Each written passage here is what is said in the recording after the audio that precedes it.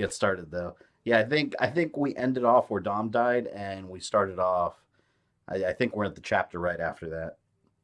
38.99 until the 19th. Okay, I'm gonna download it this weekend then, because that's a good deal. Hell yeah, and then I'll figure out a day to stream it.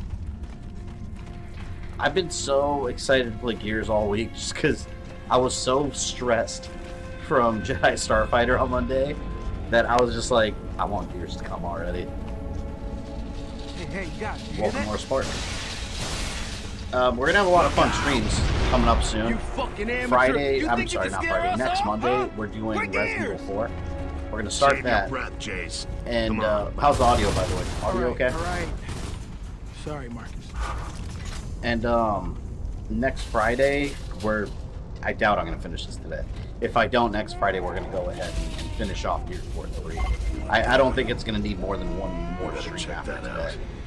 And then after that, oh, I forgot about that. Damn it. After Doom, when March comes, I'm going to stream Doom Eternal, Doom 2016.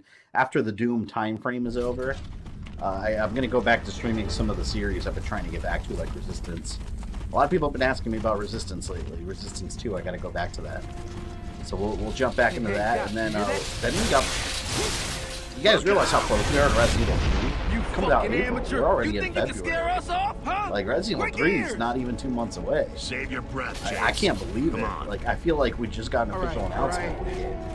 Sorry, Marcus. Game's louder than you? Alright, hang on. We better check that out.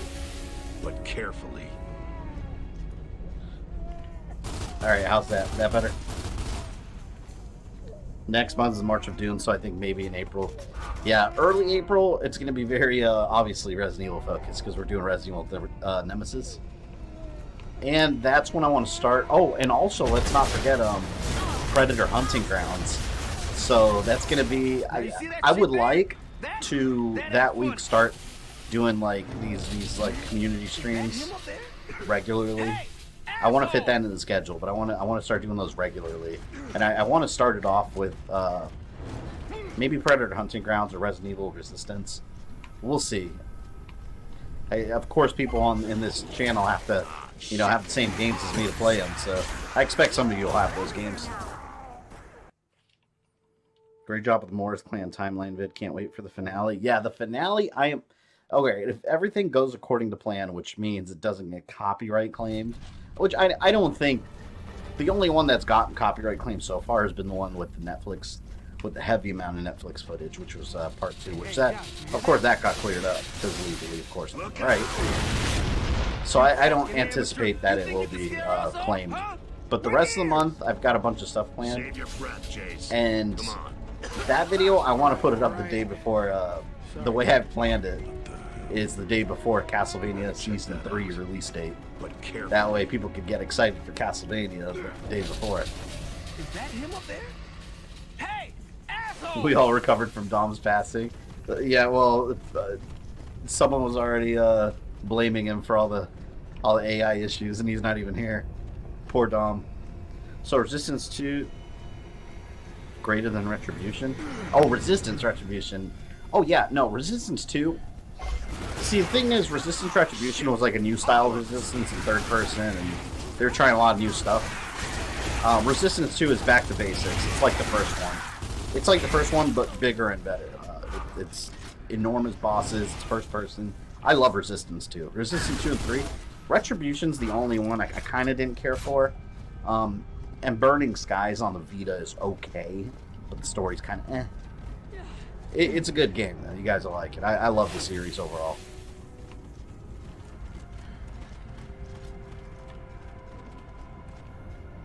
Final season of Clone Wars comes out this month. Yes, I know. God, I wanna review every episode individually because I want to talk about them in detail. Well, that looks But I know it's going to take me forever, just like The Mandalorian, because they're all going to get copyright claimed. Like anything Star Wars gets copyright claimed by UMG, freaking Universal Music Group. It doesn't matter what it is. Anything that has any amount of Star Wars music. So we'll see. But I'm pumped for that show.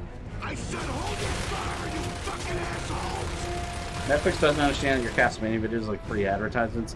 Yeah, well, the problem is freaking YouTube's bot, man. Like, it's just the bot doesn't acknowledge what's fair use, what's not. It's just, oh, this is in our system, boom, claim, and then you have to waste a month fighting it. It's ridiculous. Oh shit, I shouldn't have gone over there.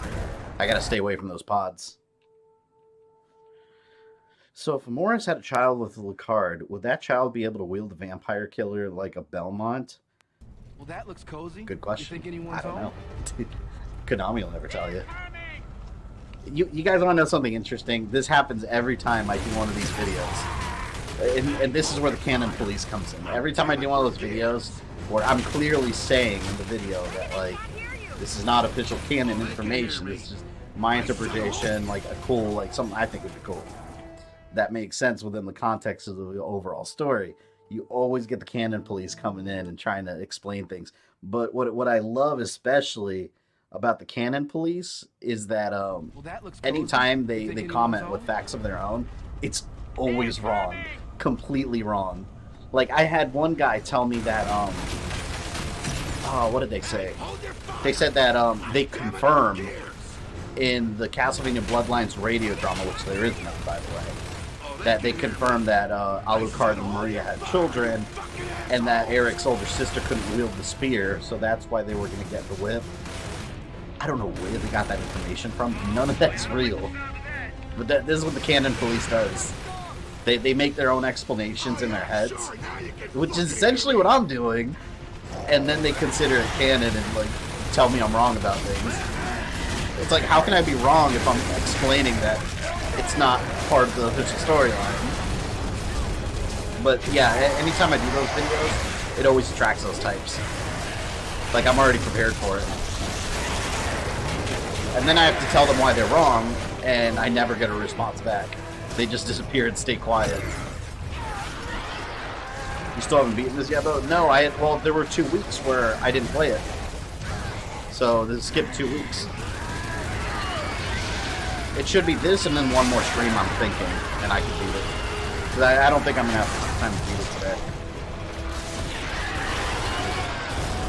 Unless I stay up super late streaming, but I'm not going to do that again, because Monday I was up till like almost 3 a.m. streaming Jedi Starfighter.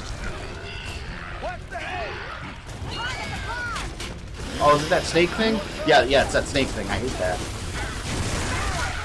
It's dead? That's dead.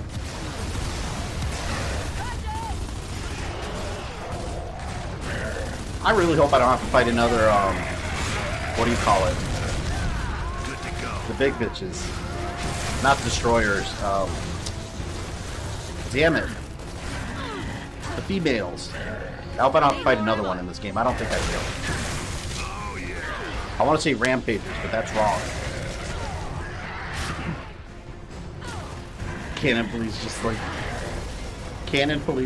the assholes. Yeah, the thing is, like I told you guys, what's the most annoying thing is, like, they're know-it-alls, because you'll know it, because it's always like 2 paragraphs long explaining why I'm wrong about something, and then you'll read it and be like, wait a minute, that's completely wrong. Like, I don't know where they're getting this information from. There was one radio drama. It was Nocturne of Recollection. It was Symphony of the Night sequel, which sucks, by the way. It's garbage. And it takes place way before Eric. Don't piss me off. Griffin don't want no outsiders in this town. Welcome back, Dress. Glad to see you in here. You took a big risk. I'd like to see Eric's mom or dad in a Quincy Morris game. Me too, because they don't mention them at all. But, I mean, they said the Morris clan can't use the whip without the Lucard, so we know that Quincy Morris had to have a Lucard with them to be able to use the whip. Now. The problem is Konami takes stuff out of the official timeline and just makes the official timeline make more sense. Yeah. Other day, some guy was streaming, Mass Effect 3 multiplayer, but never played the main campaign. He never even played 1, 2. Oh, wow. Hold on. He never played Mass Effect 1 and 2. And then just streamed the multiplayer? I forgot it had multiplayer. Although the multiplayer was fun, I'll say. It was fun. But that's not why you play Mass Effect. Hey, tell me about Griffin. No, not Sentinels. Griffin Emulsion Corporation. Remember? The big locusts, the females. No, they weren't called Sentinels. Our last shipment went missing. you're not So much the Cannon use to Police us make then, things up and are believe you? it's true, usually. Just find us some fuel, and we'll be out of here. Like, people tell me all the time that the Lacards are descended from Maria and Alucard. And it's like, what? There's nothing in anything official that says that. Like, even in the Symphony of the Night radio drama or Nocturnal Recollection, even there they don't say that. They imply that they have some kind of relationship together, but that's it. Like, saying that they're related to the Lacards, like, that's stretching. One last time. It could be, but there's nothing official. I like the Hector connection better. That's why I made that wanted poster for you from the Cannon Police, because they like to beat the church. Yeah, only crazy guys move around on the ground. Is it the only Castlevania radio drama Yeah, Nocturne? we noticed. Yes, exactly. That's the only one. Someone was telling me I was wrong because there's Castlevania Bloodlines radio drama. There's no Can we Castlevania come Bloodlines in? drama. I promise you. You can Google it right now and you will not find it. Target practice for the chief. Come on, man. They ain't Hey, what's up, ordinary Game Click? assholes. Berserkers, thank you. Oh my god, I knew that too. I couldn't think of it for some Really reason. need to see the chief. Okay, but only cause it's gonna be fun watching him kick 7 shades of shit out you, you know. Get an achievement if you don't disturb the Ash people. You are. So should we rename them the Headcanon Police? Yeah, apparently. Apparently. You know, I think I heard of Griffin. People used to say he's badass with the hate. Speaking of Castlevania, I've been listening to the most badass version of Simon's theme I ever heard. I've been playing it like a religion lately. It's that good. There's a lot of really good, if you look on YouTube and look up different Castlevania music, there's a lot of really good fan remixes of classic Castlevania music.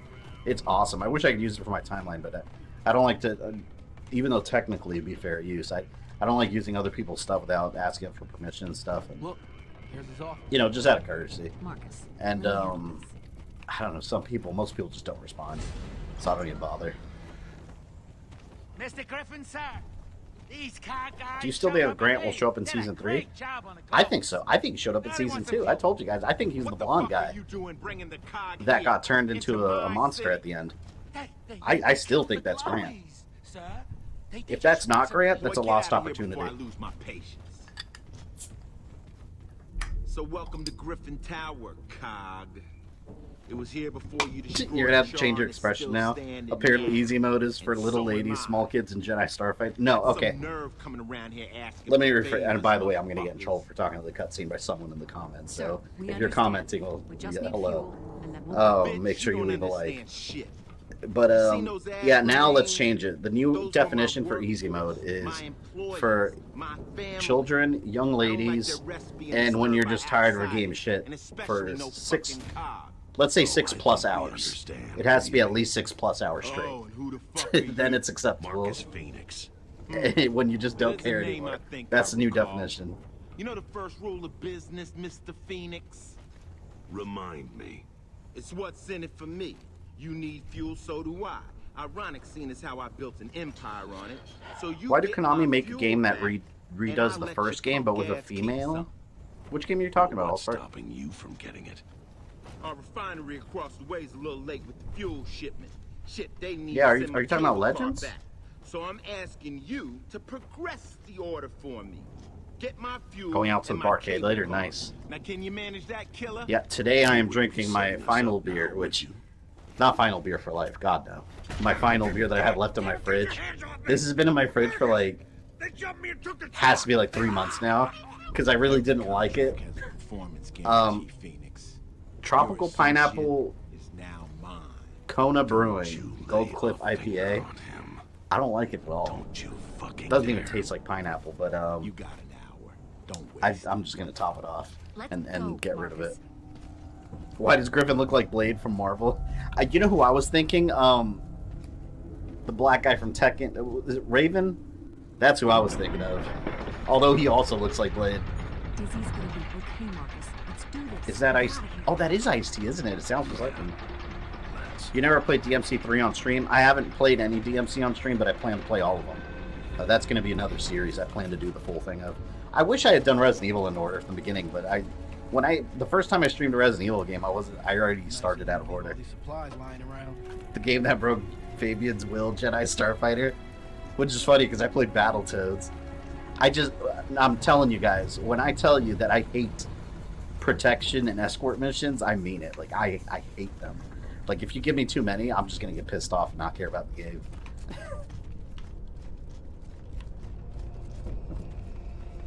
Feels like the series itself wants to forget Grant exists. Yeah, it's so weird to me that Grant is kind of like, what's his name? Winston from Ghostbusters. Like when they do like extra projects and stuff, like he gets forgotten. Like how many video games do they make? And Winston like took a back seat. Poor Grant. I like Grant though. I think the idea of him is cool. Like, I mean, depending on what instruction manual you're reading, he's an ex-pirate that had a rich family. His family died, and he wanted revenge against Dracula. Then rebuilds the towns afterwards. Like, he's a cool character. Of course, the Netflix version is gonna be night and day. If that's the blonde guy in season 2, they made him a complete asshole. This place must have taken the brunt of it. And there's Griffin's other tower. Legends was made before Lament of Innocence. Yeah, Legends was the original prequel to Castlevania, and then Konami, since it wasn't made by like the main, you know, teams in Konami that worked on Castlevania, when the PS2 came along, they decided just to make Lament of Innocence, and they made that the origin point. Even though that game doesn't really discredit Legends, the only thing really that makes it not work at all is the fact that Sonja wasn't the first Belmont to fight Dracula in it. You know, and I talk about that in my timeline. The fact that it conflicts with the time, the actual time period when Dracula was supposed to have, you know, attacked humanity. Although I think if you take the Netflix series into account, you can kind of make it work. Like that's what I used. The Netflix series helped plug a lot of holes. Oh, but I'm sorry, Netflix series isn't canon. I've still used it. Half of Resident Evil 4 is protection escort. Yeah, God, don't remind me. I know, but it's Resident Evil. I'll forgive it if it's Resident Evil. And in Resident Evil, it's not all that bad. Like, it's not every level. You know, it's certain sections of the game. And then, you know, Ashley's just kind of on her own. But I don't know. I don't want to say too much. Because I know every time I do, I eat my words.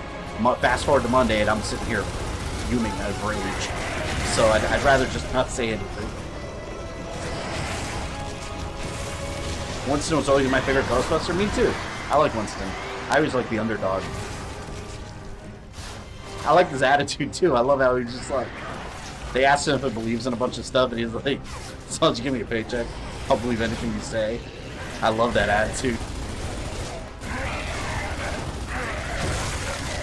And then at the end of Ghostbusters, he's like, I love this job. Or wait, say job or town. Drop the light for you. Thank you, Slappy. Welcome, Josh.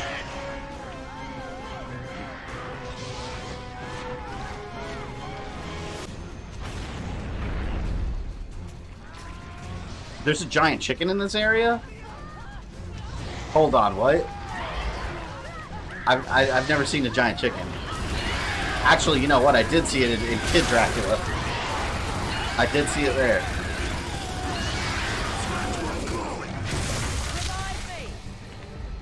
Okay, I'm running out of ammo already. Come on, this way. Head for the I beat the whole thing on hard and did all the bonus and hidden objectives after your stream. You know what I did after my stream? I turned it off. I turned it off and forgot about it.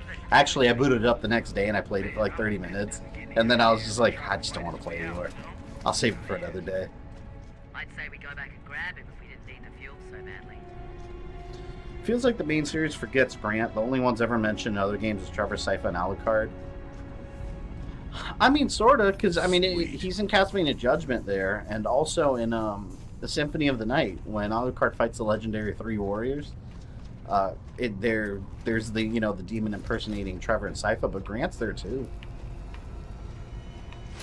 Now they definitely I think they give Sypha and Trevor more importance because they're the ones that kind of continued this heroic bloodline, and Grant just kind of, I mean, you don't really know where his bloodline went. Originally, Hammer was going to be, from Arya and Dawn of Sorrow. Hammer was going to be a descendant of Grant, but they didn't really establish it. I need ammo already.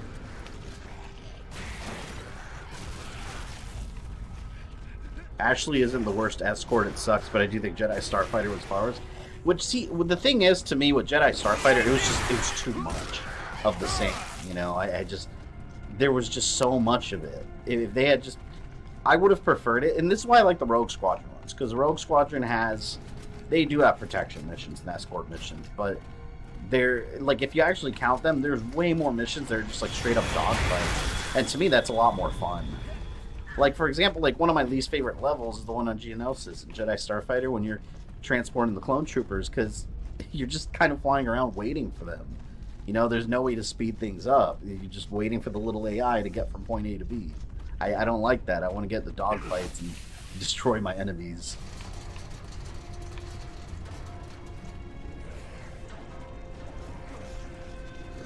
You already jinxed yourself saying it's not that bad. I might have jinxed myself. And it's funny, too, because everyone's saying that professional mode's ridiculously hard. I've beaten professional mode. I don't remember it being that hard. But every time I say that out loud, like I said, something happens, and I eat my words. And yeah, I've already stated it, so I might be screwed. I love how next to nothing about Gears has been mentioned in a Gears stream. You know what's funny? I think in most... Am I right about this? I'm thinking that in most of my streams for Gears of War... How do I word what I'm trying to say? I think the most we don't talk about a game I'm playing is when I'm playing Gears. If I'm remembering correctly. Oh my lord. Speaking of Gears, I can't wait to get to Gears 4. I genuinely want to beat that game already. I got it on release day and I never freaking beat it. It's about time. That's what the stream will be for. So I can complete the damn thing. Here we go. Hell no, I'm throwing my grenade up there. Oh, it's not going to reach. Oh, it reached. Oh, hell yeah. AI can handle the rest.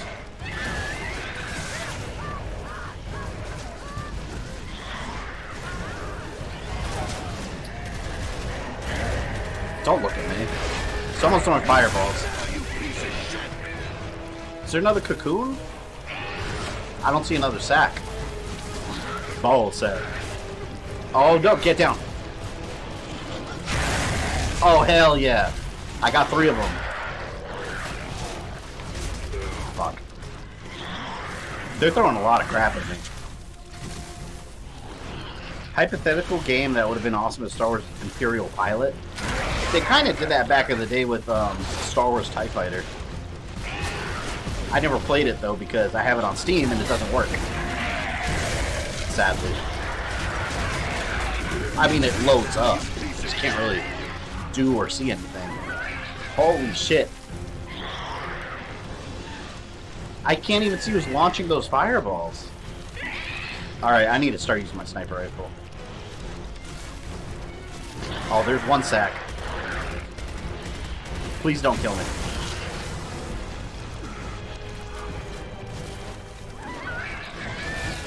I agree with that last time. We talked a lot about Castlevania and Star Wars, right? Oh, let me get rid of these assholes.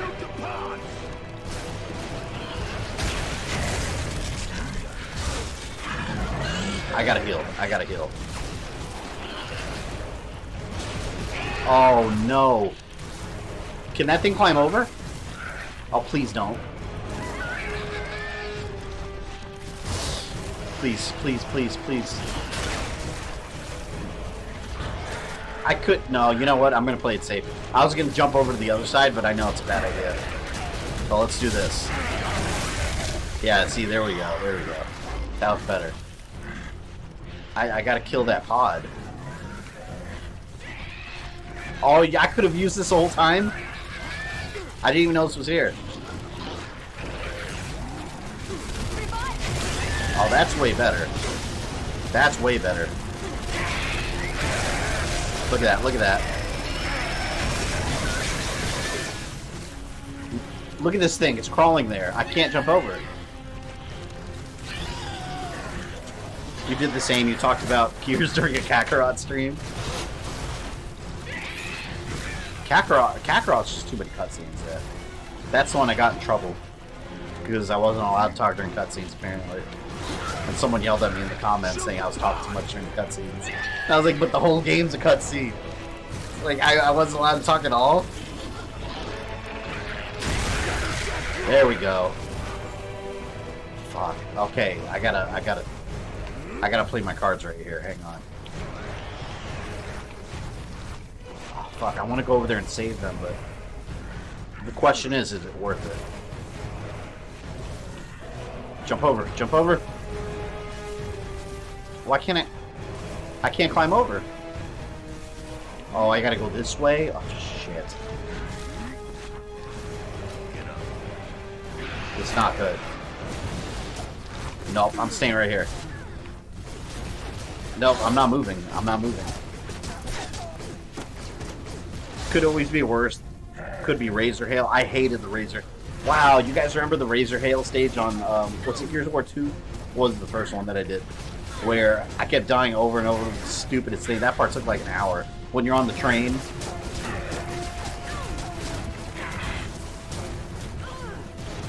Talking over cutscenes for a game whose story is 30 years old. I guess. It's not allowed, guys. It's not allowed. Committed a YouTube sin. Fuck! After all that, one hit. One hit did that. You see what I mean? Like, I had to be more careful. I guess the people in the comments wanted a long play rather than let's play. I guess so. Hey, I've never been secret about who I am. If you guys want something that doesn't talk during the streams, this is not the right channel for you. There are other channels. Go watch freaking what Mike Matei. He streams, and I've seen a couple of his streams, and he freaking there's like long periods of silence. Would you consider cocoons as one of the deadliest creatures in gaming? Like cocoons in general? If they spawn enemies, yeah, probably. Oh god. I wasn't even ready for these wretches. I'm running. Don't climb. Yep, they can climb.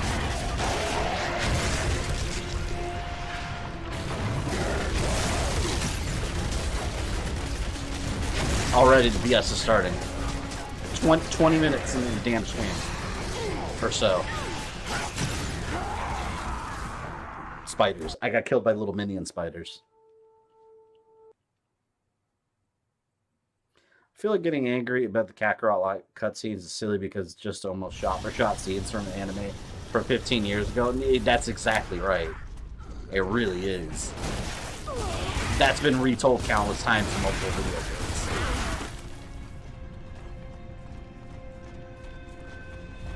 Thank God there isn't a revive meter. You pick them up almost immediately. Oh my God, a revive meter would completely break this game. You can't. No, not. It just wouldn't work in Gears of War. Oops. Sit. Wait, can I go up here? Instead? Of course. Oh, damn it. I don't even know what's hitting me.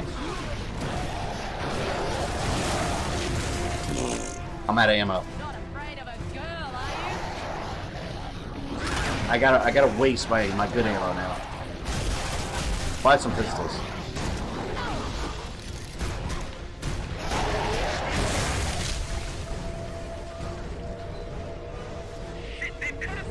Since you've never seen the Lambent Chicken, check Twitter. I just tweeted you a picture. Did I miss it? Like, did I pass it already? I don't remember ever seeing a Lambent Chicken.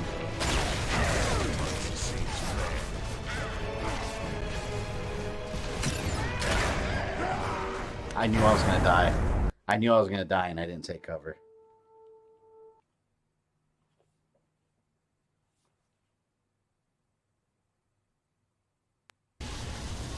Gonna get the game later. How much did they change the scenes in DBZ Kakarot?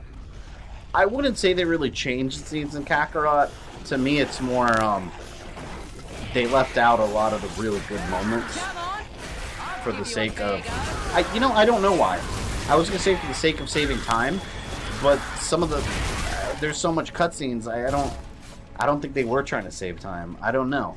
Like, people have argued with me that they're trying to stick closer to the manga, so they cut out a lot of stuff that wasn't in the manga. But then you've still got like Android 21 in the game. I don't know. I don't know why. Like the whole fight with like big beefy Trunks against Cell, that just wasn't in the game, and that surprised me, because that was a whole like big segment in the show where he waited for Vegeta to get knocked out to power up, and then he had a big fight with Cell. I like that fight, but no, they just and Trunks is already a playable character in the game, so why not? You know, I don't understand why they decided to do some of the things they did. DBZ Kai is so pointless to me. I agree with that. I don't really like DBZ Kai. I watched it up until the Cell Saga, and then I stopped before it finished because they had cut out too much that I like. Even though it's filler, I don't care. Filler doesn't necessarily equal bad.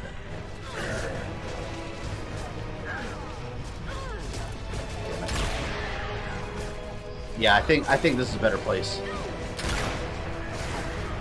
God, speaking of Resident Evil that I brought up earlier, you know it's ridiculously hard.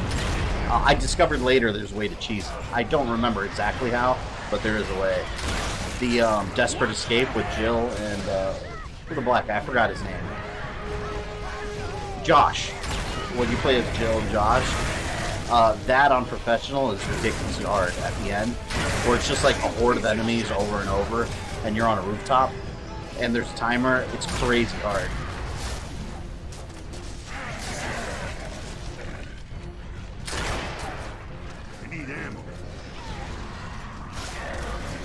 They tried making the blue arc in the game a giant cutscene. Yeah, pretty much.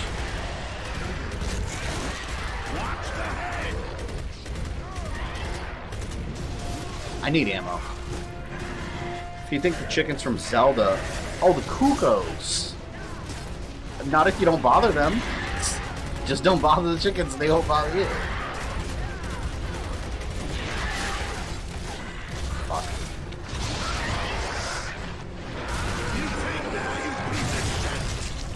Hell yeah.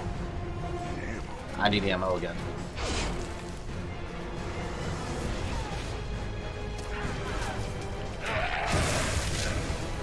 I agree, filler doesn't equal bad. In a bridge, we've come accustomed to the filler. They do mostly love it all.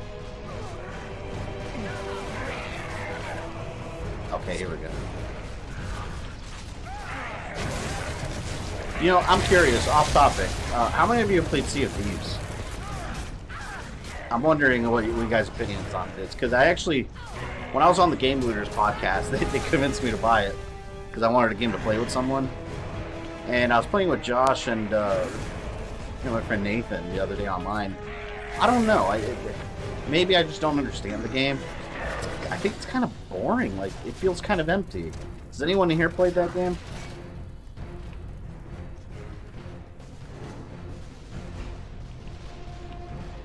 Like, I want to give it another chance, but I just kind of found myself getting bored playing it. I felt that there wasn't a whole lot to do. Like, I guess it felt like the whole point was just, like, endlessly collect loot. I gotta be careful here.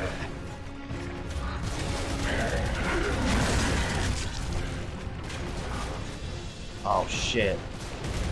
I didn't even notice that. Is it dead? Yeah! No more cocoons. Oh, no. No, hold on, wait. No, let me get away. Let me get away.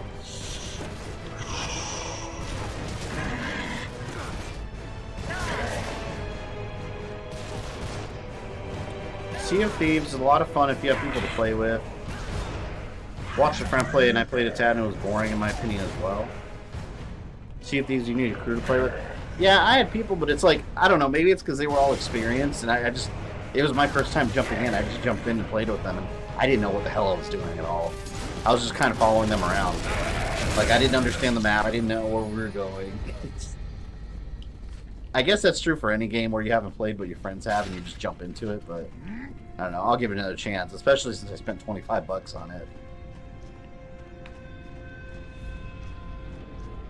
If I want to play a pirate game, I go play AC Black Flag.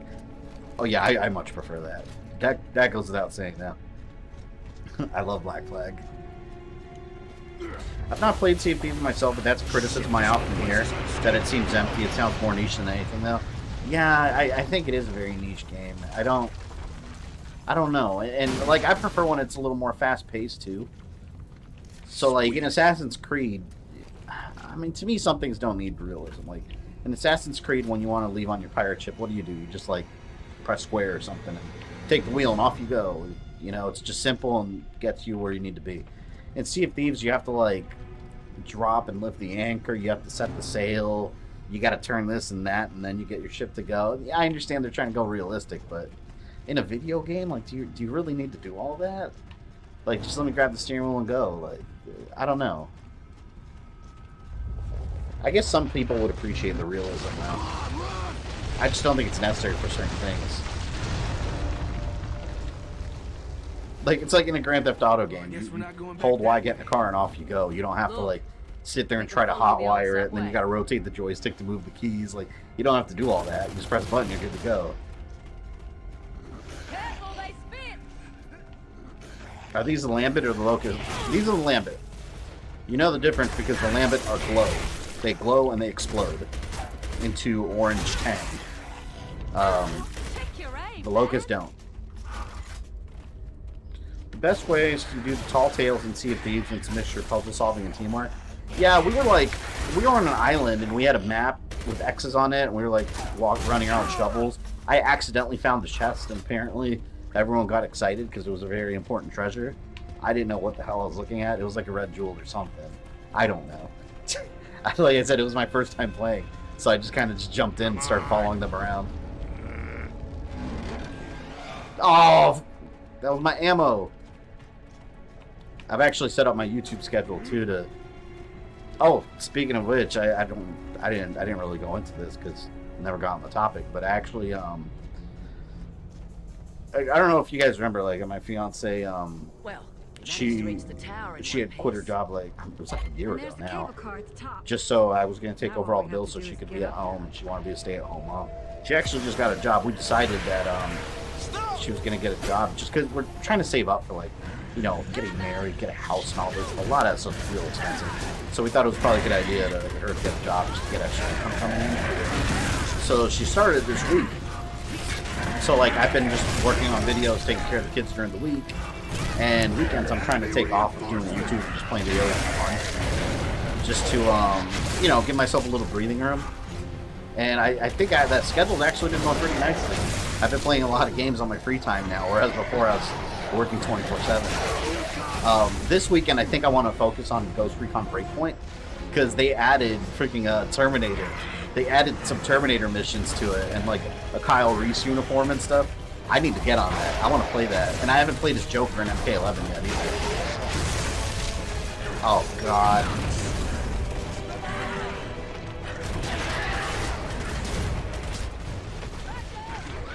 Explode, explode, explode! Oh, thank you, thank you, thank you. I hate... Wait. I start panicking when they start jumping around.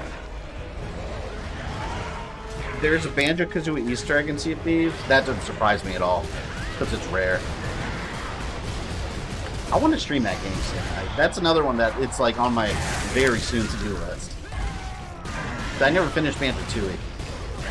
And you know, I bought Banjo-Kazooie Nuts and Bolts when it became like one of those Xbox 360 like Platinum hits or whatever. I got it for like 20 bucks. Never played it. Actually, I'm not even sure I opened it. Oh, you know what? I have this part of where we play. Because our thing about Black Flag is except for 3 minutes in the beginning, you never go inside yours or anyone else's boat. That's true. You don't go inside the boats, right? Shit, that's kind of funny. I mean, you destroy them at least.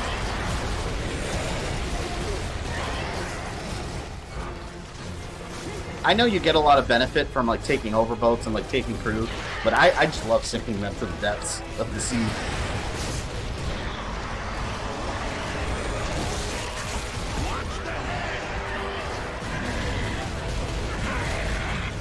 I'm glad the AI is out there. I'm not going out there.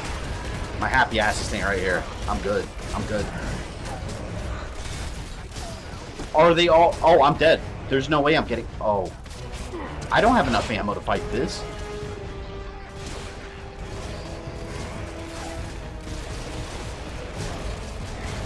Shit. Look at this! I don't have enough ammo. Alright, guys. This is the final stand. Here we go. Let's see. Oh, this is 300. This is the very end of the movie. When the Spartans are sacrificing themselves. Oh, wow. Oh, wow. Oh, wow. If I survive this... This is insane. Can I run? Can I run this way? Oh, my God. Nope, this is it. It's all or nothing. I wonder what happened to Skull and Bones. Oh, let me catch some comments. Wonder what happened to Skull and Bones. You know, I was just talking about that with Josh the other day with your player too, because we are both excited about that game. It skipped E3 last year, and right now it's like in development on hold. I think they probably stopped it. Well, no, I didn't. I'm sorry. I don't think they stopped it permanently. I suspect that they're moving development over to next gen. That's what I think is happening. But apparently it's still happening. Your fiance's a keeper, don't let her go. I mean, have you at least seen Joker's ending? I saw it a little bit on YouTube the other day, but accidentally. It was like on autoplay and started playing, and I don't want to see it before I actually play it.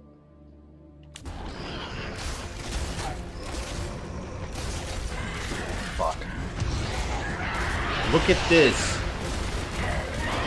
Oh, wait, I might be able to get him up. Come here, crawl to me. Yes, yes! Oh, don't get me killed. Don't get me killed, you son of a bitch.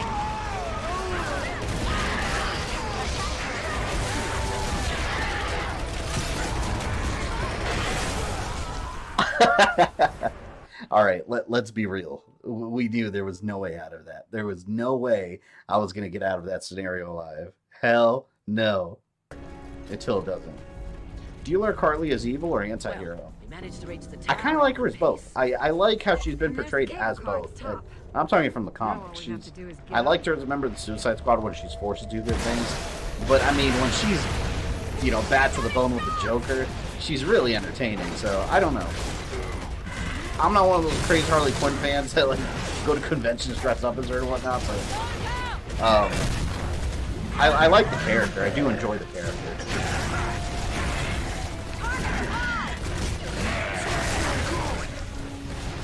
Oh, see, look, more cocoons.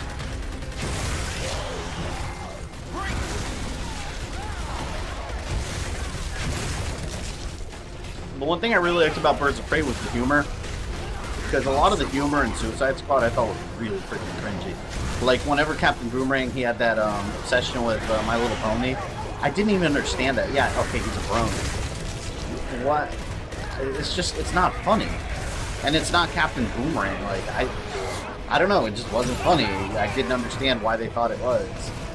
Like, it just came out of nowhere. And this movie doesn't really do that. Like, the humor, it did it well done. Oh, here we go. The bullshit starts. I got grenades. I'm gonna use them this time. Yes.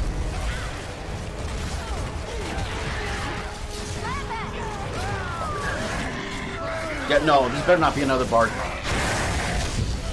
can't be. I'm doing it. I'm doing it. I feel like a kid when they're learning to ride the bike. Like, Mommy, I'm doing it. Yay.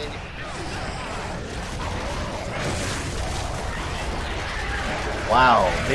They really do keep coming. Oh, wow.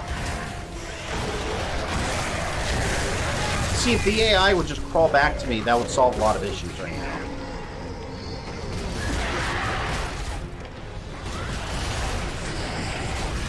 I gotta be careful.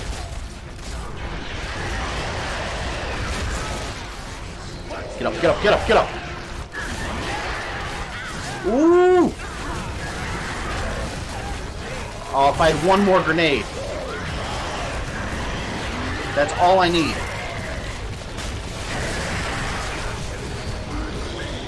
Please.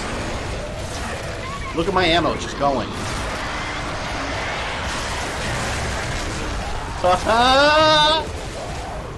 Please. Survive. Survive.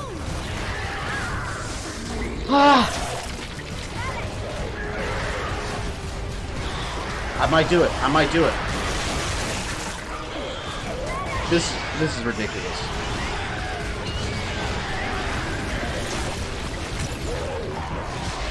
I feel like I need to get out of here.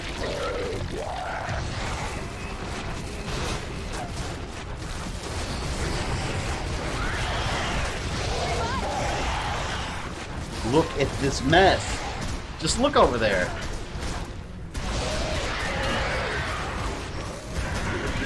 Oh, you're a dick.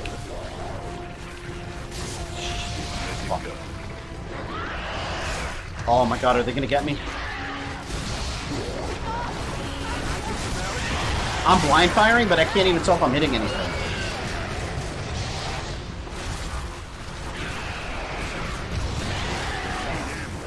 This is so stupid. This is so stupid. The AI is not even they're not even coming over here. What do I do?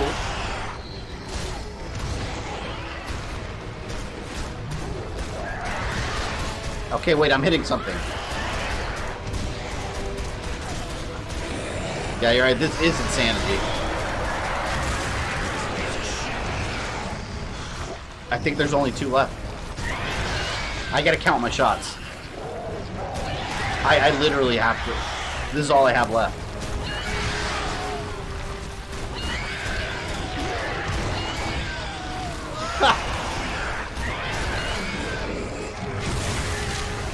I have 1 bullet. Oh my god! That has never happened before. My final bullet. Look, that was all I had. The final bullet ended it. Oh, that was ridiculous. Yeah, that was a 1 hit. Woo, my butt clenched. Holy crap. I'm gonna have to share that on Twitter or something. That was so ridiculous. How crazy that worked out the way it did. Like, what are the odds? Let me hold on. Let me not get excited. Let me get my supplies here. You know you have issues when the games you enjoy playing the most are full of BS and cause you extreme stress. That's the story of my life. I blame the 80s. The 80s / early 90s. Because that was every game back then. Alright, let's kill some grubs. Get to the cable car. Get me the hell out of here. I did not have enough ammo for that. Clearly. If I had wasted 1 bullet, think about it. If I had wasted 1 bullet earlier, I would have failed. I would have died there. I think that was the game giving you a break. Yeah, apparently the game's like, he's got 1 bullet left. Lower the enemy's health. Place looks deserted. You know, maybe they abandoned the place and just moved somewhere safer. Oh god, I really don't like that. Perfect. Plenty of elevators and no power. Ugh, I gotta finish it Let's though. see if there's a generator. I hear Birds of Prey is hardcore violent. Is it true? It's pretty violent. I mean, I wouldn't say hardcore. I've seen worse, like Saw or Hostel, you know. But for a comic book movie, yeah, it's rated R, and it's not afraid of an R rating. It's they curse like crazy. There is blood and gore. There's violence, but I wouldn't say it's anything that extreme. Like I heard people like saying like Joker was like hard R rating, and it's so extreme makes you uncomfortable. I've seen way worse.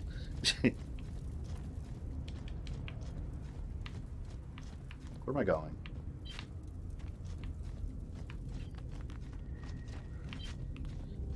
Find a way to power up the lobby. So what? There's a switch? Is there a switch? Here's some glowing hands. Ooh, hello there. In Pirates of the Caribbean, Jack Sparrow only had 1 bullet in his pistol. Oh, he did. That is true. He was saving it for Barbossa, right? I haven't seen that movie in ages. I own all of them. I like those movies. You guys heard they're doing a... I don't know if it's a rumor or if they've confirmed it, but that they want to do a reboot with Zac Efron as Jack Sparrow. I'm going to call bullshit on that, though. I don't believe that rumor, but it is a rumor floating around. That's going to be bad if they do that. First of all, you don't need a reboot of Pirates of the Caribbean. Like, it's not old enough to have a reboot, you know? And then you're not going to reboot a character as iconic as Jack Sparrow with a different actor. Like, if you're going to do Jack Sparrow, he's Johnny Depp. Or just do another pirate completely. I know. Something goes right. Then why drink? Because my last one.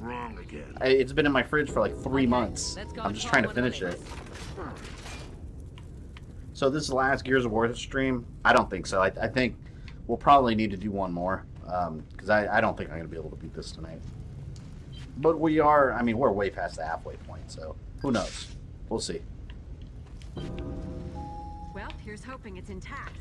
And my schedule, the way I have it all laid out for like the next month or two, I do have one more Gears of War stream slot for it, so I'm fully expecting one more.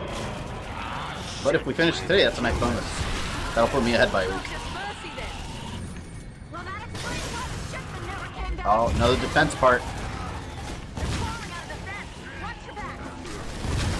You watch my back. I don't think I can use the mulcher there. I can't maneuver around. Just heard the same thing the other day about PC. I heard that rumor too, total crap. Oh, about Pirates of the Caribbean? Yeah, it's... You know, maybe they abandoned the place and just... It needs to just be a rumor. That'd be stupid. Perfect. Plenty of elevators and no power. Let's see. Her Joker is more disturbing than anything. I don't know. Like, I'm kind of desensitized to like movies. You know, like people are saying how disturbing the Joker is. I thought it was a great movie. I love that movie, but like, it wasn't so ultra disturbing like people say it was. It was just a really good story. I don't know. I always, whenever you hear all this stuff about movies, I always think it's overblown. This we do. What do you think about the Resident Evil 2 fan-made spin-off Daymare? You know what? I just heard about that today. It was originally a Resident Evil 2 remake. I gotta check that out. I haven't really looked into it. You underestimate Disney's moral threshold? Maybe. Oh, you know what? Wait a minute. I bet you I could cheese this by taking the mulcher and hiding in that room with the switch. I wonder. Let's try that. Johnny Depp is Jack Sparrow. Exactly. That's what I'm saying. Like, if you're going to do that, just make a different character altogether. Because then you'll have fans watching it that won't have that attachment. You know, they won't have that pre-established attachment to that actor as the character. Yeah, my ass say right here. Let's see if this works. Goes wrong again. Okay, let's go. Did you see Wonder Woman Bloodlines yet? No. I'm actually behind on a couple of DC animated movies. I gotta buy a bunch of them. I haven't even seen Hush yet. Oh, come on. They're going to make me walk over there first. Oh, I got to call the elevator. Wait a minute. God. Do I even have time? Okay. Oh, God. Well, here's hoping it's intact. Here we go. Isn't Johnny Depp on the social media shit list now because his wife is... Yeah, what was going on with Johnny Depp and his wife? Now I'm hearing... Before I heard something about that they were like accusing him of abusing her or something. And then like now apparently she's like hitting him or something. I have no idea. I haven't really followed that, but I heard something about that. Like apparently people were trying to cancel her now over something. I don't follow celebrity news. Oh, like, see, look at this. The cheesing worked. Defeat the former humans. Yeah, you guys come over here. I'm ready. Let's go. Oh, wait, maybe they won't... Oh, whoa. I was about to say maybe they won't bother me, but they want to. Don't get cocky, kid. More on the way. Watch the left. I thought Joker was pretty disturbing, but I've definitely seen worse. I just think the psychological stuff in it was really sad to see because it happens in real life all the time to people. It does. It was a really well-made movie. You know, a movie I think was really, like, if you want to see a movie that's disturbing, watch Midsummer, I think it's called. One of my friends saw it and he said it was a crazy, like, scary horror movie. I didn't find it scary at all, but it was like, it was fucked. Like, you want to watch a disturbing movie, watch a Midsummer. I think that's what it's called, right? Midsummer. That movie is weird, it's twisted, and it's just, that one makes you uncomfortable at times. His ex-wife went around saying he beat her up and such, but then he gave photo, video, and audio evidence proving she was the abuser the whole time. Oh, is that what happened? That's crazy. Wow. See, this is why you can't believe, and I hate saying this because there really are victims out there, male and female, of like domestic abuse. But situations like this really make it hard to just believe someone immediately. Like, you just never know when people are lying about something. It's crazy. See, I told you guys the cheese works there. The cheese always melts. The cheese always melts. Right in the correct places. His ex-wife lied about Johnny abusing her when in reality. So wait, have they proven though? And this is me genuinely asking because I have no idea. Have they proven though that he didn't do anything to her, or were they just both being assholes to each other? You know, is that a possibility, or has that been disproven? This car's the counterweight. Let's move it. Midsummer isn't scary, but it's fucked. Right, exactly. It's not scary at all. Although I would kind of consider it a horror movie. I don't know, maybe not. I don't know. But that, God, that movie. I saw it. We saw it like, I don't know, like 2 months ago. Online, we were watching it, and then the first hour, I'm just like, what's the big deal? Like, nothing weird happens in like the first hour. And then, like, the second half of the movie, I was just like, I don't even know how to explain the movie. No wonder Griffin. Oh, I got hiccups. I don't even know how to explain that movie to someone. I don't know. All I can say is, like, if you want a really fucked up movie that you don't know how to explain to someone, just something psychologically insane, watch Midsummer.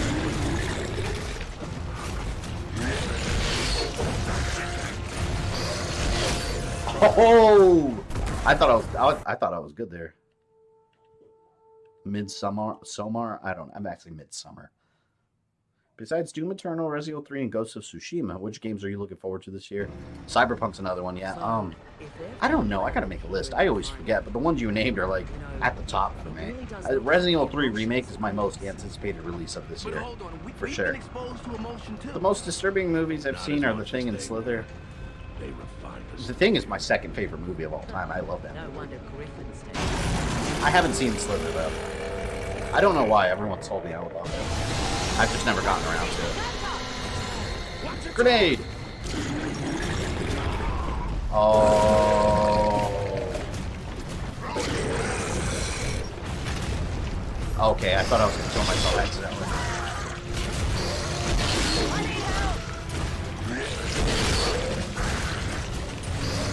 Don't hit me. I hate that this thing's so close to me.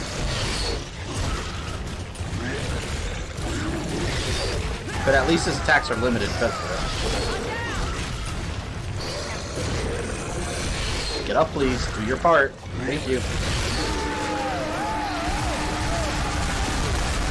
I thought that was going to kill me. Spiral from the Book of Saw. Oh, yeah, I saw that. I saw the trailer for that. I had no idea what the hell I was watching until I saw the little jigsaw symbol. And I was like, wait a minute. I didn't even know there was another Saw coming. I heard that Chris Rock wanted to do one a while back, but I didn't know he was actually doing it. One thing I'm not clear on, is it like a reimagining of Saw, or is it a sequel? Because it's called Spiral, and it says from the Book of Saw. Honestly, the last one, I didn't like it at all. I bought it, because I saw it cheap, and I missed it in the theaters. I really didn't like it.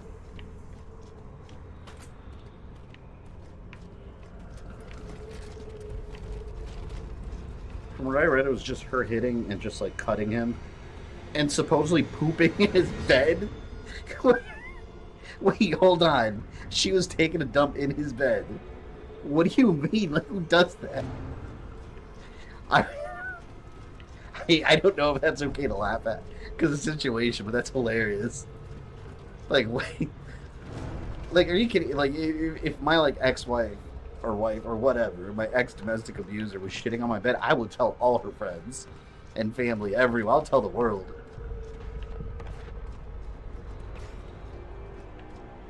Original thing or sequel? Oh, no, the original. By far, yeah. Original's my second favorite movie of all time. The sequel, well, prequel. It was technically a prequel. It wasn't bad. I like that one, but it's, I mean, it's not even in my top 10. It was, it's a decent remake, or a decent revival, I guess you'd call it. Netflix The Apostles also fucked up weird. Haven't seen that one. Then let's get in there and cut this thing loose.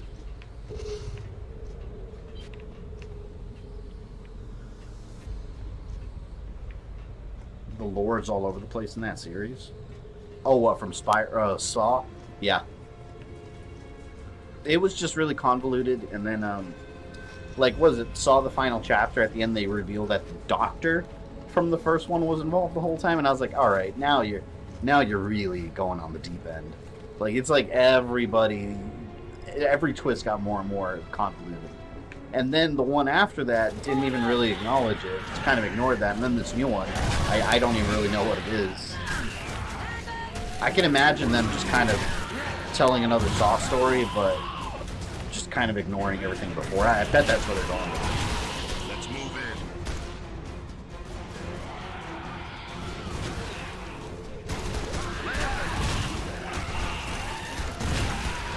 See, but you know what? As kind of shitty, I think, as the later Saw movies got, I still really like Saw 1 through 4. I thought all 4 of those were good. After that, it to me is where it kind of got, like, it's just too much. But, one of the most classic moments in all horror movies ever is that ending scene of the first Saw. Like, when that body on the floor that you thought the entire time was a dead body gets up. I mean, it was one of the best, like, twists I've ever seen in a movie. And, like, when you look at it, you know, it's kind of obvious, maybe, but you just don't even think about it when you're watching that movie for the first time, and it's just, like, completely catches you out of nowhere.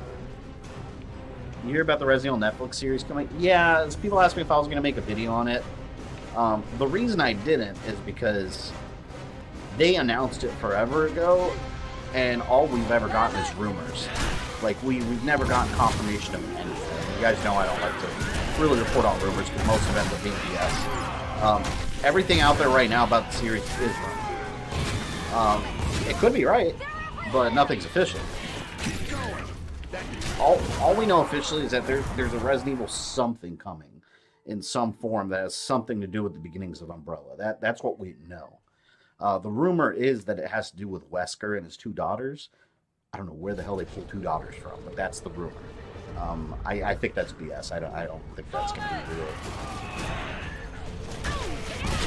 You ever played the Thing PS2 game? I've played it. I've never actually beaten it.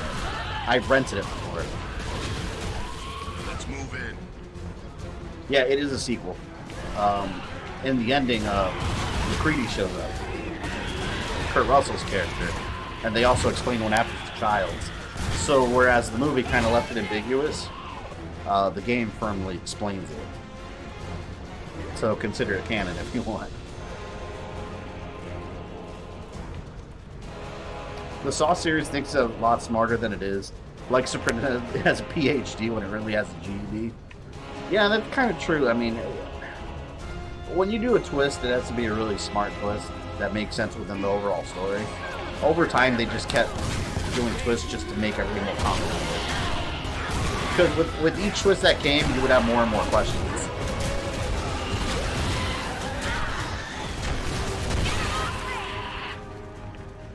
I think what they should have done with the Saw series is had Jigsaw have one, you know, heir, which was originally, I don't remember her name, the chick from 2, she was originally like his apprentice. They should have just left her inherited, you know, it's the mantle of Jigsaw, and just kept it at that. You didn't need to keep involving more characters. While this character was doing that, this character was doing that, and this character was 2 movies ago, while this character was actually behind the scenes even further. Like, it just got ridiculous after a while, where you stopped caring about, like, who was doing what. Get away, get away, get away! Ooh! Oh, no, no, no. Hold on. Let's leave. You want to fight? You come to me. Wesker doesn't need any more forgettable bastards. Yeah, I mean, you already have Jake. Like, do you need 2 daughters? Like, what? Like, don't do that. Just don't. Unless they're doing, like, the movie where it just did its own lore and did its own thing and ignored the games. If you're going to do that, whatever, then do it. But if you're going to tie it to the video game universe, which supposedly, that's the rumor, that it's going to be completely tied to the in-game universe, like the Assassin's Creed movie was. It's its own thing, but it's tied to the in-game lore. So, I don't know. I'll definitely do something on the channel related to Resident Evil Netflix once we have something official. But yeah, right now, they're just... You can't really trust anything you hear. Anything you hear about it, take it with a grain of salt. Where'd he get 2 daughters from? He obviously robbed an orphanage? I have no idea. None of the lore spoke of a son, and then Jake popped up. Look, there's the cable. All right, let's cut it loose. I don't... Oh. The comics also explore alternate theories for Child's and McCready's fate, and one version of Child eventually gets taken over by the Thing. Yeah, I need to read those comics. I would love to do a Thing timeline someday. I might do that. Here they might try and revive production of Scalebound. I hope so, because that game did look kind of cool. You know what's funny, though? Nobody gave a shit about that game until it got canceled. There was no hype for that game. There really wasn't. When it got canceled is when people started hearing about it. But I always thought it looked kind of cool. It looked like Devil May Cry and, like... You guys remember Lair? I was talking about Lair the other day. It looked like Devil May Cry and Lair fused. I hope they revive it. It'd be smart of Microsoft to do it, and I wouldn't be surprised if they did for the new Xbox.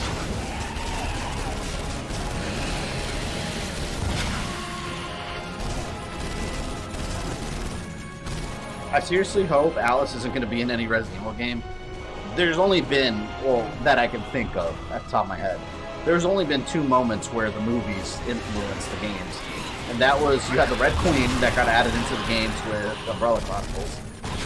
Oh, actually, wait. No, hold on. I think Outbreak started the Red Queen first, didn't it? I don't remember. It might have been Outbreak. Actually, 3 moments. There's that. Also, there's a stage in Outbreak called The Hive. That was from the movie. And then, what was the third thing I was going to say? Oh, the laser trap from the first movie. That's also in the Umbrella Chronicles. That was cool. The laser trap, I thought.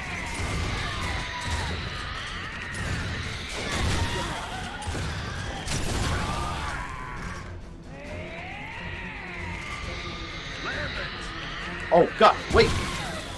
I thought they got my ass. What's that? Oh, shit. That's been here the whole time? Buying Wonderful 101 Remaster Day 1. Did that get confirmed? Oh, that was a Kickstarter, wasn't it? I played that game. I didn't really care for it, to be honest. But it got good reviews. A lot of people liked it.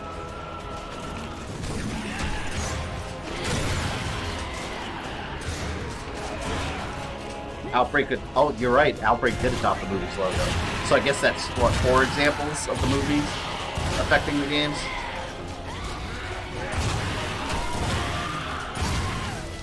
You guys remember also in the first movie, the final boss was not a tyrant.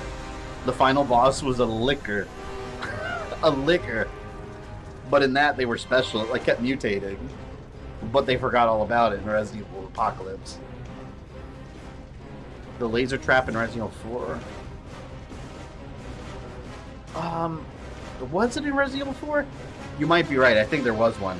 But I don't think it was like the movie one, though. Honestly, all I know about Jake is that he's the son of Wesker. That's it. That's all we really know. Yeah, that's... All you know is his son. He had at some point with a woman that he abandoned. And she was from the country that you go to in Resident Evil 6. And then he became a mercenary and she died when she got sick. You don't know a lot about Jake. Nobody does, because they put him in one game and never mentioned it again. He was the Billy Cohen of that game. Things catch up with us. Marcus, come here. This is Dizzy. What the? Did he escape? Dizzy, go ahead. We're on our way back with the fuel. It's on the island just after the Krauser QTE fight. I hope the cheese, I call it the cheese glitch, works on Krauser in the professional mode. I think it still does, where it's not really a glitch, but you use the knife on him and he just can't, like, you can kill him with the knife easy. He just can't hurt you. It's so ridiculous. Okay, we're clear. Now let's hope Griffin keeps his word. He bloody well better. Hope Dizzy can hold off the Queen's guards till we get there. He survived worse. That's what I hate about the movies. They do things in one that will have no reference in the others. Yeah, I felt like that every single movie that came out for Resident Evil. Like, every single one had more stuff that completely disregards what happened before. Look out! Hey, Leon, like, I forgot that Leon, Barry, and Chris were all in the movies, just as throwaway characters. Like, anyone remember Barry in it? It's just out of nowhere, Barry Burton.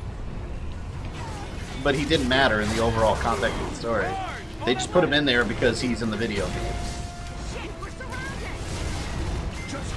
And I missed. Come on, dipshits. Oh no! Well, we got literally another barge moment. Can I just hide? Oh shit. Okay, there's two barges. I hated Helena though. I didn't mind her. I actually didn't mind her. Billy I didn't care for. I know Billy has his fans. I'm not one of them. I think he's kind of a lame character.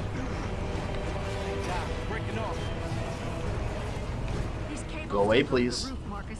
Look ahead. We'll land 3 floors below it. We'll fight our way up then. Like, next to the last one ends with Alice and Chris and Claire standing there about to be attacked, and then the next movie shows it happened, but Chris isn't at all in it. Yeah. And Chris, that was a horrible representation of Chris, by the way. They had him, like, locked in a prison because he was, like... It just wasn't Chris. It was Chris in name only.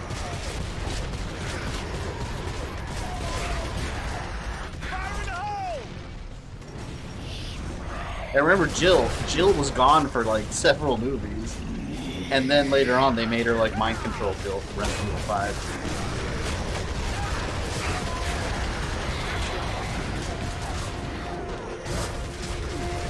I actually think, I read this somewhere, but I don't know if it's true, that the novelization of Resident Evil 3, not the game, the movie, Resident Evil Extinction, that it explained that Jill died during the attack. But then the movies undo that later. Ooh, here we go. Torque boat. But Claire is, and literally Alice never brings up her brother not being there. I don't know, like I said, maybe it happened between movies. Whatever happens.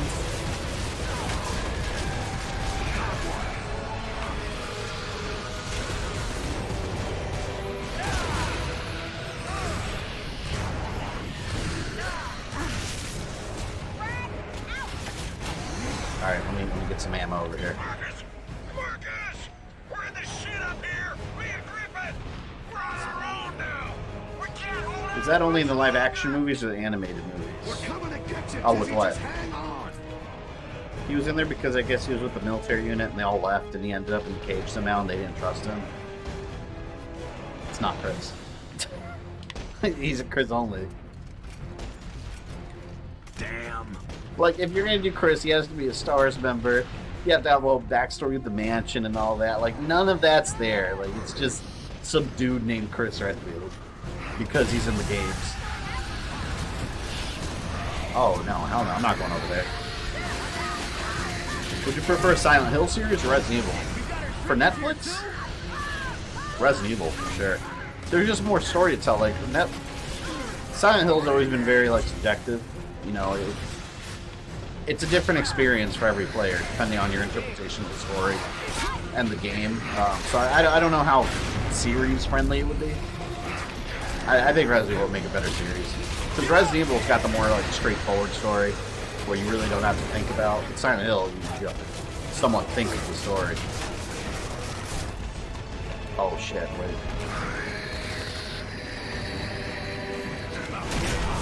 I hope that hit someone.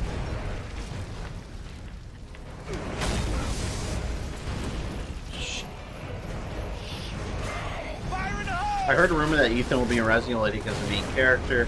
I'm not sure that would work if they did that, but I don't think that will happen. Resident Evil 8 is another thing that anything you hear about is a rumor. There was so there was a leak a couple weeks back where supposedly Ethan's in it and there's werewolves. If you track down the source, it's not a reliable source. I don't think there's anything reliable about that leak. We just don't know anything about Resident Evil 8 yet. Which is crazy because I might be playing it. I don't know. I got an email invitation from Capcom to go to New York, or LA. New York's closer to me. To play test a new Resident Evil title in March. So maybe Resident Evil 8. I don't know. I don't even know if I'll be able to make it out there because it's just an expense that I wasn't ready for. Like, take a trip to New York for a couple days. I wasn't ready for that. So I don't know if I'm going to be able to make it up there, but I told them to email me with a confirmation that I got picked for the playtest, and I'll make it work. But I don't know. I would love to play Resident Evil 8 and test it out. Why'd Capcom make Chris overly bulky in 5 and 6? Because he got an ass whooping in Code Veronica. He had to go work out.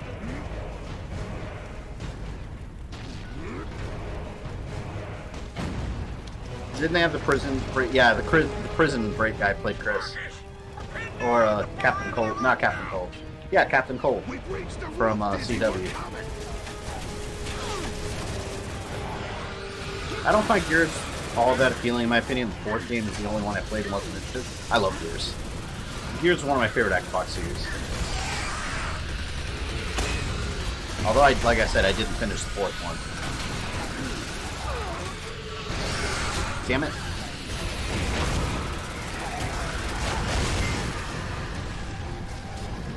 You know something about Resident Evil 8? If you can't say it, just move your head.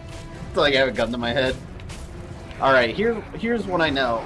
Here's what I know about Resident Evil 8. No, I don't have any internal secret knowledge about Resident Evil. What I do know, or no detail knowledge, what I do know for sure is that it's coming. I mean, you can guess and know that. But yes, it is 100% coming. I don't know when. I don't know what form it'll take. I don't know anything about the story, except that it's probably not going to have werewolves. I think it's too early. I think it's probably still early in development. I'll say this. Usually when I have information that I can't talk about, video game-wise, it's usually... I don't know, let's ballpark it when the game's halfway in development. I might start getting some information, depending on who I know. It's not always the case. Sometimes I can't get any sorts. Sometimes no one will talk to me. Other times someone will reach out to me. Which is actually what happened with Assassin's Creed. That I can't really say a lot about, but there's a lot of BS rumors about Assassin's Creed.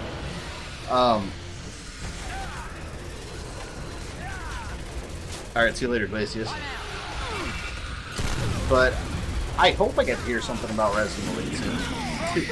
But that's what I think. I think right now they're really focused on getting Resident Evil 3 Remake out and supporting Resistance.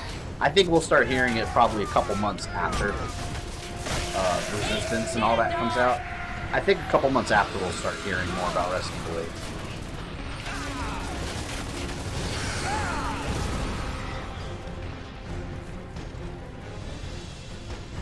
You said the same about Resident Evil 3. Well, no. Okay, so all right. Let me take a step back. I actually mean it this time. I really don't know a lot about what's going on with Resident Evil 8. Resident Evil 3, I knew plenty about before. I really couldn't say anything about that though, for reasons that for reasons being that if I did say anything, the person or / people that I got information from were very easy to track down, and their jobs could be in jeopardy. I would never put someone that talks to me in that position. I was basically sworn my life not to say anything. But no, Resident Evil 8, I really do mean it this time. I don't know a lot about it at this point. So that's why I think it's pretty early in development. Because when I first learned about Resident Evil 3, officially, there was nothing publicly announced at all but rumors. And when did it get officially I don't even remember when it got officially disclosed. Like a month ago now, right? But when I knew about that, the game was like probably like 70% finished in terms of development time. Okay, Griffin, we got They've been your working on that goddamn game for a fuel. while. We're done. They've been working on it for a long time, done. so people that think They're it's being fucking rushed, dead. it's just not. They've been working on it for a while. Hammer strikes, the grubs, the whole damn war, and then you show up. Resident Evil 8 probably won't even come out until next gen. I agree with that. I don't think it'll be this gen. Or maybe it'll be cross-platform. It'll be cross-gen, maybe. Pain and miseries, you piece of shit motherfucker. I just lost my fucking brother, all right? You hear that? My brother. You and your tower and all this fucking emotion can go to hell. We'll settle this shit another time, Phoenix. You can count on that, bitch. Dude, you don't call Marcus Phoenix a bitch. Zombie werewolves would be terrifying. Yeah, a lot of people think that it's ridiculous with the werewolves. If that were true, I love that middle finger. Come on, let's get If that were true, I mean, is that really that crazy when you think about it? Because what is Resident Evil's got zombies, zombie dogs, like giant mutant sharks. It's got giant fleas that have a hive, like in Resident Evil Outbreak. You've got frog monsters, plants that are carnivorous. So it's like a genetic cross between like a wolf and man zombie thing like that. I don't think it's that incredible when you think about it. If he lives, our entire species dies. They did do it in the comics, that's true. They also had man-bats. Ends here. Could Resident Evil be becoming the new Castlevania?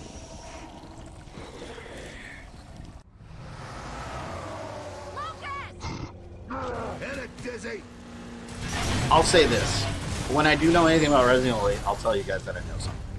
But I won't say what it is, depending on what it is. That way you'll know when I'm talking in code, I guess you can say. Search the shipyard for a submarine. Here we go.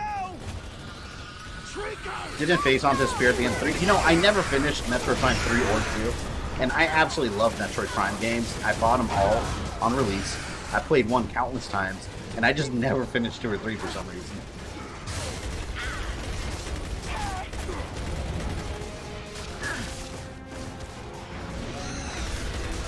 How dare that guy stick his middle finger in there?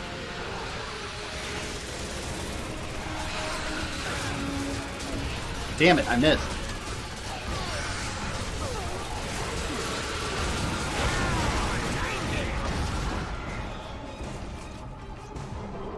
Saying werewolves in Resident Evil will be jumping the shark doesn't realize that the shark is already jumping into something. That is true.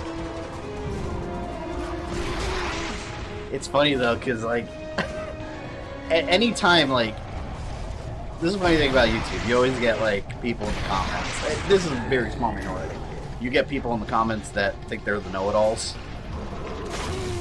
God, what were they saying? I remember when I posted my video talking about Resident Evil 3, saying like, so when all the heavy rumors started coming out, and I posted my video saying that, at that point I just came out and said like it's definitely real, because I knew about it already.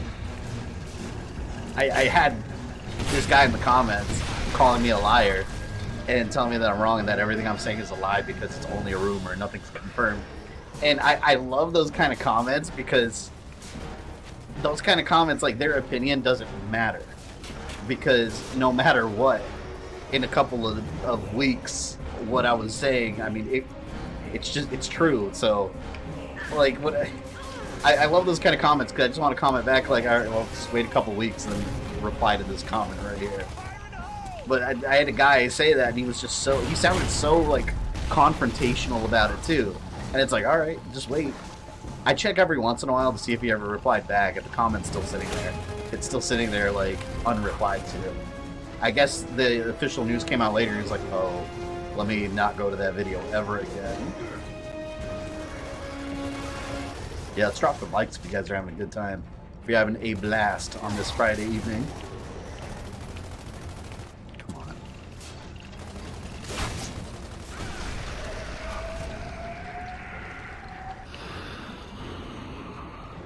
Rail.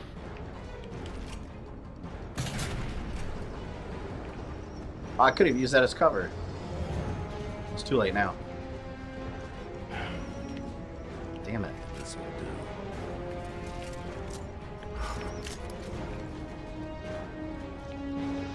I don't want any more barges in this whole game. I don't want to see them. Here they stupidly want to remake Jaws. From what I heard, that's a rumor still too. Please don't. You don't need to remake Jaws. I really hope they don't do it because, alright, how many shark movies have we had since Jaws? There's so many shark movies to where it's a meme now. You don't need any more shark movies. Secondly, Jaws, like, it's just going to be another shark movie with a CG shark. Jaws is fine the way it is. Leave it alone. We really don't need another one. I'm definitely enjoying the conversation. So basically, the know-it-all squadron being jerks as usual, right? I'm trying to find the exact comment what they said. I can't remember what they said. It was something like, no official news from Capcom. A lot of caps and a lot of exclamation marks. Like, no official news from Capcom. This person is a liar. Like, all right, wait a couple weeks. It's getting announced.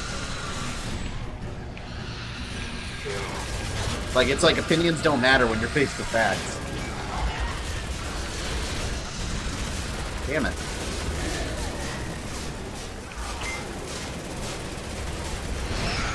Damn.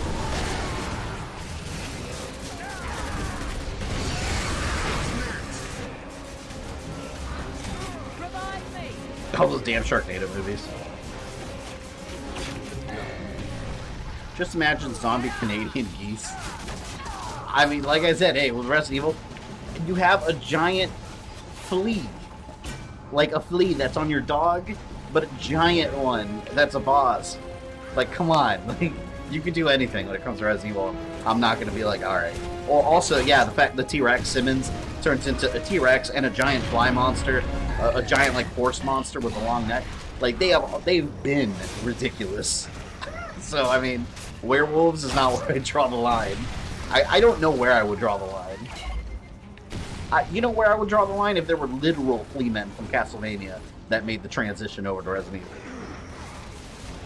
You can tell that's not a person that regularly watches, or they would know you only come out with information, you know, to be fact. Yeah, well, and that's another thing, too, like, why would I make a video where I'm just making a bunch of BS, and then then it gets disproved? Like, why would I even make that video? I'm gonna look like an idiot later. Like, logically, it doesn't make any sense. That's why I tell you guys, like, Resident Evil 8, I don't know anything official yet, but I mean, I know enough to I know enough to where I would like to say that I can make an educated guess on certain things, like the fact that the whole werewolf thing, I think it's kind of bullshit. I don't think that's actually accurate, just because if you look at the source where it came from, it's not a reliable source, you know? It's not... Let's go check out the hangar. And anytime I have any, let's call it inside information on anything, I always try to make sure it's someone involved internally. And when you do that, it does limit how much information you get, because there's a lot of people, as YouTube content creators, you get bigger. There's a lot of people that do try reaching out to you, and you have to kind of vet, like, what's bullshit. Because there's a lot of people that will reach out to you trying to say bullshit. And then when you look into it, you're like, this person's a complete liar. They have nothing to do with whatever they're saying they do. It's usually pretty easy to tell who's full of shit. So, I mean, if you're careful and you verify your sources, I mean, it's going to leave you with not that much information, but you know it's reliable. Like, I remember once, Dreamcast guy, actually, he made a video about the PS5 a while back, and I didn't talk to him personally. I actually don't know him personally. I've talked to him one-on-one once or twice, but he made a video a while back about the PS5, I believe. A bunch of information that he got from a source. It looks like he didn't verify the source at all. It turned out all to be bullshit. Then he had to make an apology video. And that's the thing, like, he jumped on it real quick to be the first one out with the news. That's what happens. A lot of bullshitters out there. Stream MP2. Oh, Metroid Prime 2? I want to stream the Metroid games, but when I do, I'm going to start doing them, and I think I'll do them in chronological order. Can't wait until you encounter the flea men. No, stop. Stop it with the flea men. We're never seeing them again. I want to see a giant geese with giant hands as wings in a Resident Evil game. Hey, if it's in your imagination, it can be done. Just make another virus, and like, let's call it the J virus. Just slap another letter. You've got more letters left in the alphabet. And then when you run out of viruses, all you gotta do is combine them. Like in Dead Aim, where you don't have the T virus, you have a combination of the G virus and the T virus called the T plus G virus. And it turns Morpheus into a woman. So, I mean, you can do anything, Resident Evil. It don't matter. Just do anything. Like that before. Doesn't look like spiders to me. Oh, I'm sure we'll find out what made them soon enough. Dizzy, how are the 5 of us going to operate a submarine? That's what I'm for, man. The Z virus would be great. Yeah, you can do anything in Resident Evil. It doesn't have to be logical at all. Got all these insane viruses that do all these crazy things. Like, you inject it into a plant and the plant becomes a carnivorous monster. Like, give me a break. I love it, though.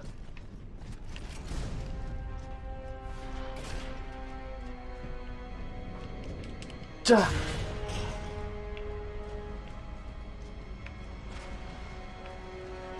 What act am I in? Where am I in this game? Oh, I'm in Act 4? Anyone know how many acts are in this game? Is it 5 or 6? Have you seen the mouth of a goose? They're scary enough as it is. I can't say I've looked in a goose's mouth, no. A GT virus. A GT virus, it makes you no longer canon. That's actually quite hilarious. Well done. T Alpha Bravo Charlie virus, it turns zombie into Terminators.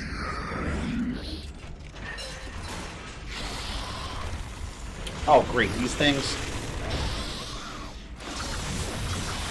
I don't like those. Let's take care of this dipshit first. You will die.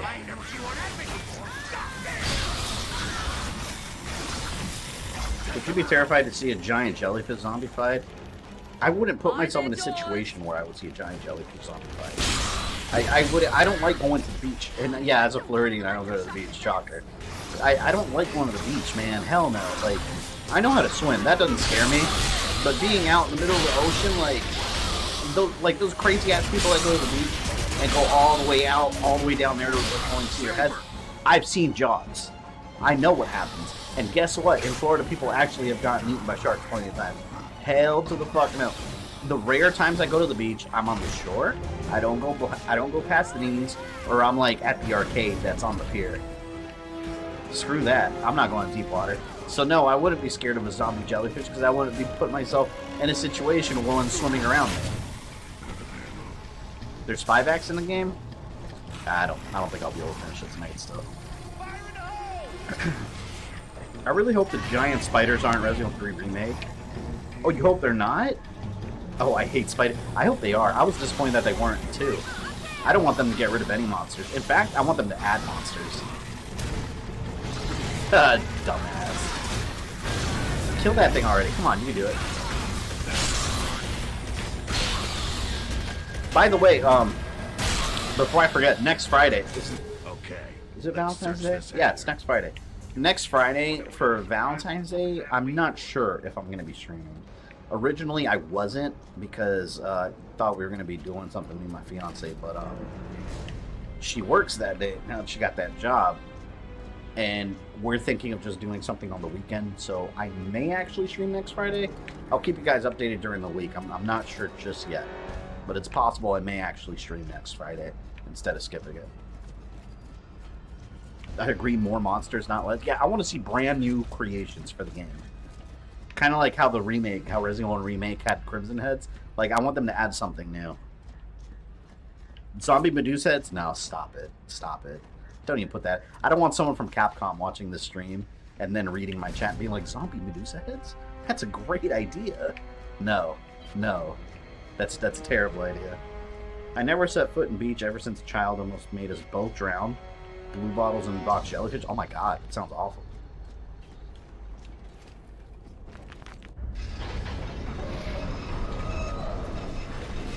Do you think they'll have Hunter Gammas in 3 Remake or just betas? I don't know. Because look what 2 did. Like, it didn't have the, the plant monsters. It had a different kind.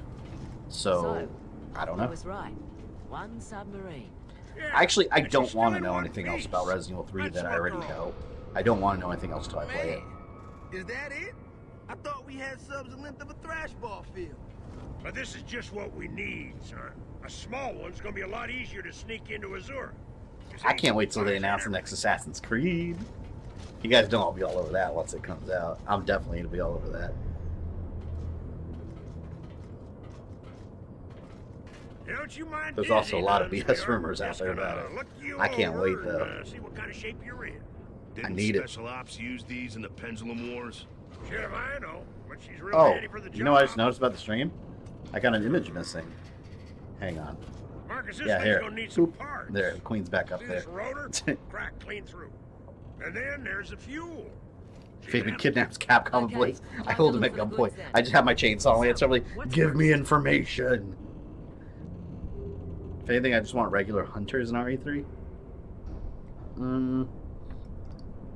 Search for rotor, search for fear. I've had enough fuel in this game. Let's go for the rotor.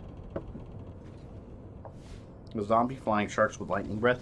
You know, it would be interesting if they somehow had like viral ghost-like creatures, because that would go back to what Resident Evil 4 originally was. That'd be awesome if they went back to the roots of what Resident Evil 4 was originally intended to be, which was supposed to be like a haunted house kind of thing, but the viruses were somehow involved in that. I don't know how, but they were.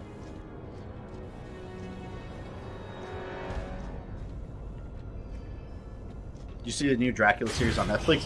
You know, it's funny, when it first came out, I kept trying to watch the first episode for like a week, but I would start watching it real late while I was going to sleep, and I kept falling asleep, and then I just stopped. But it's still on my watch list, so no, I haven't watched it. I'm going to, though. Wretches! Wretch! The real question is it canon to Castlevania? Like Bram Stoker's Dracula, or a version of that story.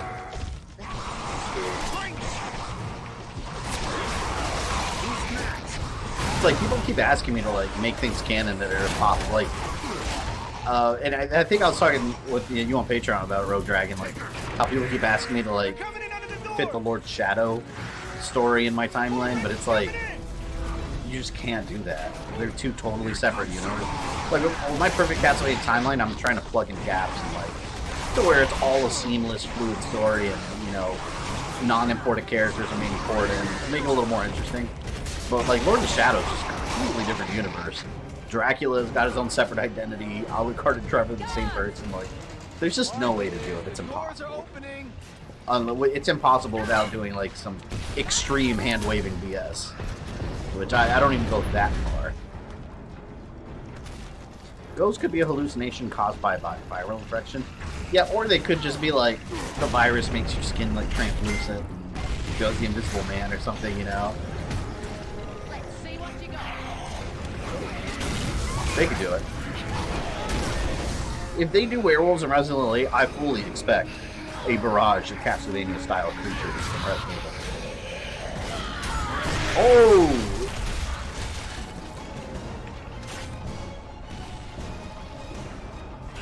I don't know why, but I want a giant owl in a Resident Evil game, like the giant bat in Resident Evil 0, but you just want an owl. That would actually be terrifying, because the way owls hunt, you know, they just kind of come down and like swoop away with the mice. Imagine a giant fucking owl just coming down at you. That'd be terrifying. Zombie Gavira from... Oh my god, that stupid ass owl from Zelda. I hate him.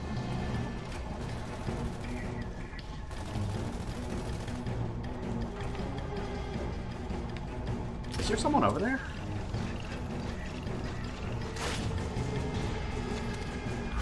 I can't tell if that's a person or part of the turret.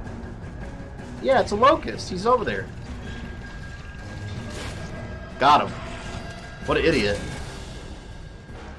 Wasn't there a giant owl in Devil May Cry? Oh, I know. That was a giant bird. It wasn't an owl. Yeah, you're talking about, oh, I don't remember his name. No, it wasn't an owl, though. That's hilarious. Damn, you guys are making me want to play Devil May Cry now. I gotta stream those soon. I think when I do stream Devil May Cry, I'll start off with DMC, just because it's technically a prequel. Although a completely different universe, but still, like, kind of the first story in a way. No! I swear I was about to let go of the left trigger. I was about to. But if Gabriel was in the classic timeline, where would he fit? That's the thing. Nowhere. He wouldn't fit at all. Because Gabriel is Dracula in that timeline. Gabriel Belmont is Dracula. Spoilers, by the way. But it's an old series now. That's what I mean. Like, if you had Gabriel, you couldn't have Matthias. Because they're essentially the same person. And if you look at the lore of Lords of Shadow, they hint heavily that, well, they outright say that he was abandoned as a baby. And they think he was abandoned because he was a bastard child of the Cronquist family. Which in the classic universe, the Cronquist, that was Matthias. So who knows if his original name was Matthias, and then they just renamed him Gabriel when they found him. Same person. Oh, if he didn't become Dracula, I don't even know, because his whole story, like backstory with like Order of Light, and then I have no idea. That's what I mean. I have no idea, because then you have the whole backstory of the Forgotten One and everything, which is totally different from. It would have to be. All right, I'll say this. If I got really detailed, it would have to be placed way before Lament of Innocence. And the reason I say that is because the Forgotten One is in that game as like a rotting half corpse in Walter's castle, tied up in the dungeon. And he's alive and well in Lords of Shadow after you release him in the DLC. So anywhere after Lament of Innocence doesn't work. It just doesn't.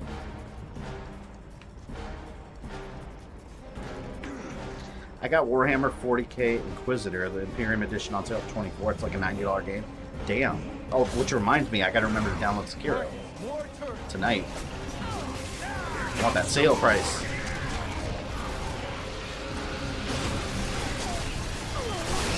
Shit.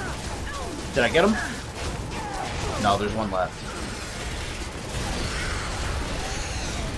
Ah! Damn you! If you ever stream DMC3, you gotta do the Switch version because it's gonna have the on-fly style weapon switching. I'll probably just do the collection because that's the best looking version. I don't need the constant on-the-fly switching because I always, every time I play those games, I just pick one style and I stick with it through the whole game. I was never on to switch between different ones. Yeah, let's send the wake-up call. Actually, the PS4 version is what I have of the collection. Damn it. May or may not be here next Friday. Yeah, like I said, I don't know if I will be here next Friday. I may just skip it anyway, just in case, because I know a lot of people are busy on Valentine's Day too, so I don't know if I'd expected it to come out, but I don't know. We'll see. I'll decide later this week. The Forgotten One, I'm looking forward to that stream. Yeah, the Forgotten One in Lords of Shadow on Paladin difficulty is a son of a bitch. He's so hard. I am not looking forward to that. It's going to be one of those streams. I'm getting my minigun ready for Australia's boxing kangaroos and badgers. Should I send you a message? Yeah, actually, Nitaku, that'd be very helpful. Send me that, because every time I talk about things on stream, like, when I'm done streaming, I'm laying down, like, I forget half of it, so. When you guys send me messages, I remember it, because I'll see it pop up.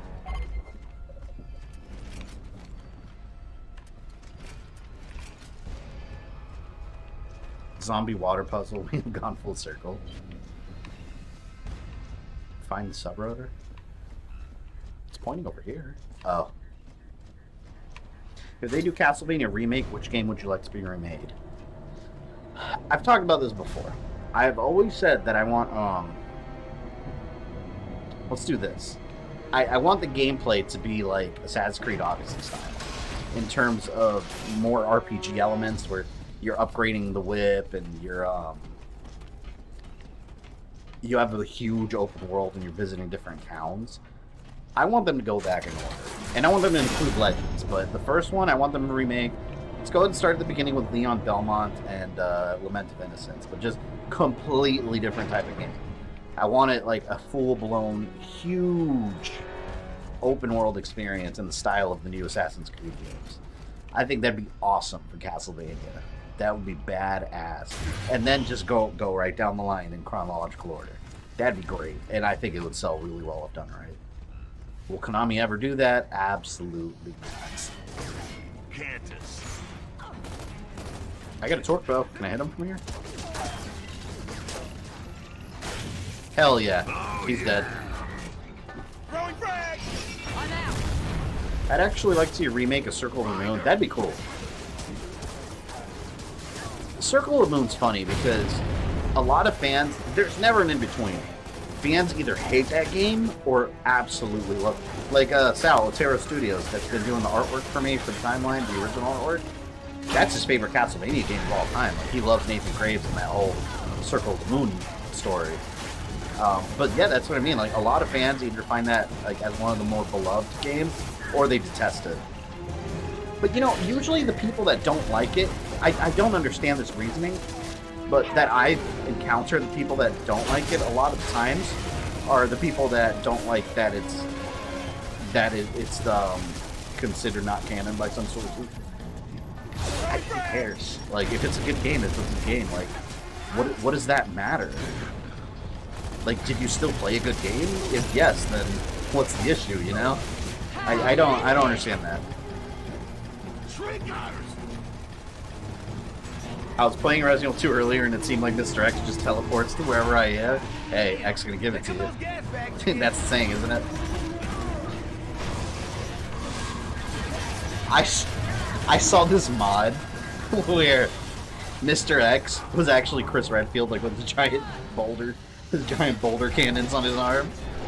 That shit's hilarious. You just see Chris Redfield in his BSAA shirt charging down the hallway. I need ammo. Oh my god. Circle of the Moon was great. I really like Circle of the Moon. I'm a big fan of the non-Belmonts. I like the idea that the Belmonts were like such a worshipped bloodline that like without them the world's doomed. But then other people came up and were like, no, fuck that. We're gonna stop Dracula. That's cool. I like that. But you got the people that hate the non-Belmont era. I think that's my favorite era of Castlevania is the non-Belmont one.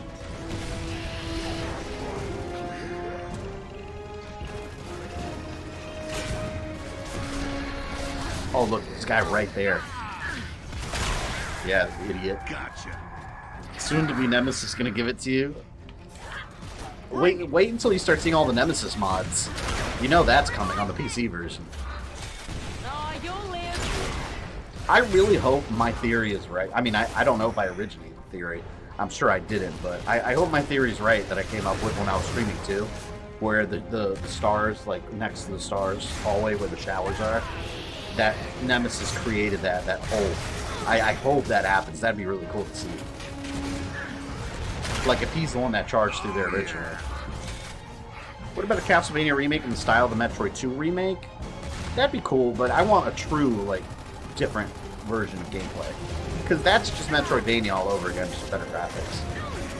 I want a Castlevania game to feel truly different, truly modern at this. That's what I want. I want them to get out of the 2D era. Although, don't get me wrong, I love the 2D era. I even like the 3D Castlevania games, but I want them to really jump ahead and create something really special. Like, I want them to create something Game of the Year worthy with Castlevania. That's what I want. The problem is, you've got Konami in charge of the series, so, I mean, damn, I got 72 of you in here?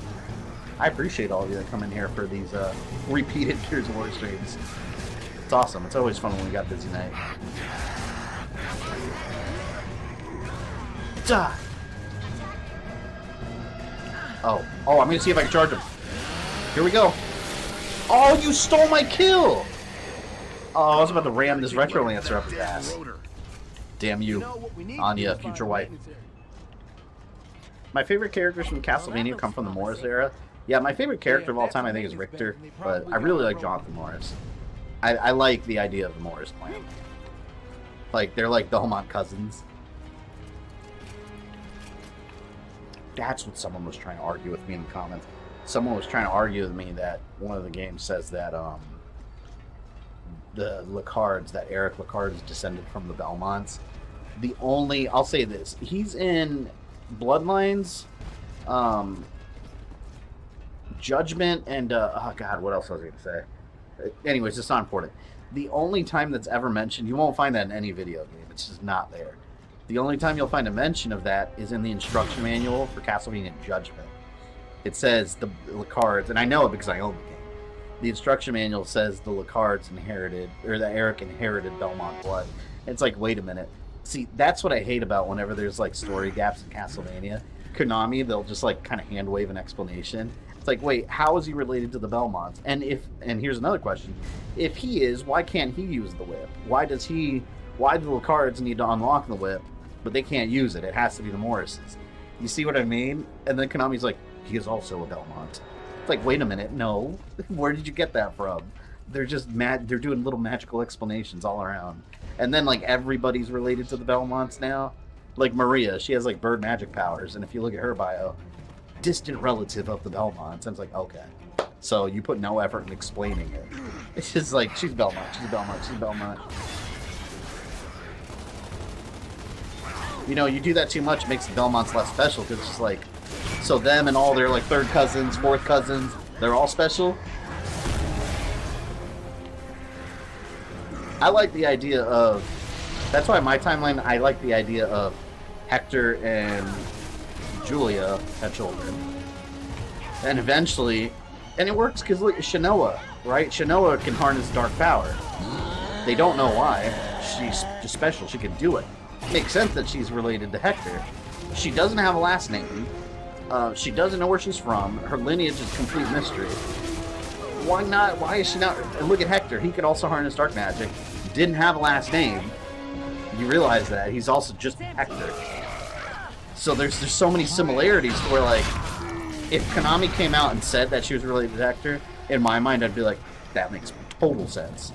So it makes sense that the Lacards could unlock the whip, which is a weapon of dark magic, because they're all descended from Hector too. But no, Konami wants to throw a little thing in the instruction manual for one game saying that he inherited Belmont blood. It's bullshit. How do you inherit blood transfusion? Yeah, no, the only source you will find that in is Castlevania Judgment. That's the person that was telling me they confirmed it in the Bloodlines radio drama. There's no Bloodlines radio drama. It doesn't exist. Gave them, you should be doing something with Kingdom Hearts, like those long-ass videos. I plan to in the future. The thing is with Kingdom Hearts, I never got past the second one, so I have a long way to go with that. I'm not doing that anytime soon, but I would like to eventually. I like the series, it's just, it fell in my backlog. I've never thought that the Belmonts couldn't touch the lip at any point, I just figured they went into hiding. Well, yeah, and that's the other thing, Rogue Dragon, like, Konami never explained that either. Like, all we know is that there was some prophecy saying that they couldn't touch the lip until 1999, and everything else is a big question mark. Like, nothing explains anything. Like, so everyone has their own theory, and that's kind of where I'm going with the Perfect Castlevania Timeline series. Like, that's my theory. You know, that's how I think it would work best. You know how I did it, but that's all we know. They couldn't touch the lip until 1999. Well, why? You know, and then people say, well, because Nostradamus made that prophecy. That's actually in the game. Okay. But why can't they touch it? Just because Nostradamus said so? Like, what's the why? What's the reason, you know? And that's the thing. That's where I think the kind of hand-waving storytelling comes in. To where, like, just because.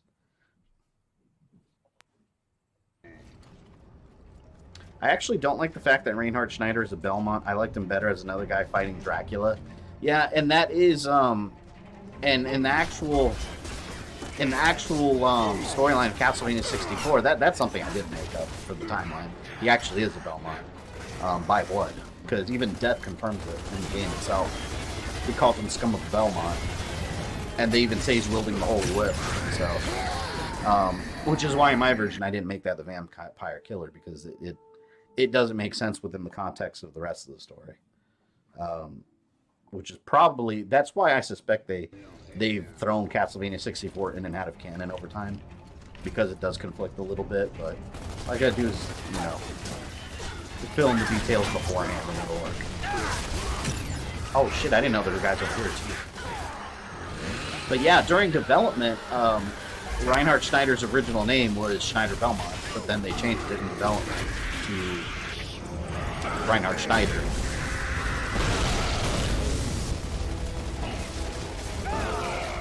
They entrusted the whip to others so that it could still be of use. Yeah, but why couldn't they use it? That's my point. Like, what's the actual reason they couldn't use it? And why did they entrust it to others?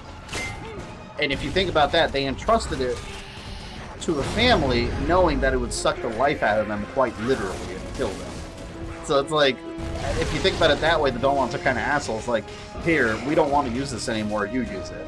Oh, by the way, it's going to kill you because you're not a true Belmont. You see where the story starts kind of falling apart?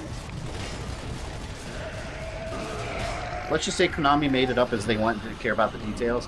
That's actually true. I mean, that is what happened. They really did. They just kind of went along as just... Like, for example, the whip... Go back in Castlevania history. I experienced Castlevania as it was released. I mean, I played the original when it came out. I played them all as they came out. The Vampire Killer wasn't... Alright, so the Vampire Killer and the Morning Star, originally in the instruction manuals and all that, were different weapons that you collect. So, a lot of time you're killing Dracula with the Morning Star, not the Vampire Killer. The Vampire Killer whip didn't become important until Lament of Innocence in the PS2. Then suddenly it became this, like, mystic weapon. It wasn't that important back then. It was just another weapon. It was a family weapon. And then you have the whole prophecy of 1999 and the curse of the Belmonts and, well, not even the curse of the Belmonts, but the fact that they couldn't touch the whip. None of that was ever explained until Portrait of Ruin and Aria of Sorrow. So, but what did you have? Before that, you had games like Castlevania 64 and all that, so Konami was just like, oh, this didn't happen, this didn't happen. They did. They made it up along as they went along. It didn't matter back then. Story didn't matter as much back then in video games. It was more about gameplay than anything. Gameplay and sales. Would you be ever doing a live stream Resident Evil series again? Absolutely. Monday. On Monday, I'm doing Resident Evil 4 live stream. I'm going to do them all.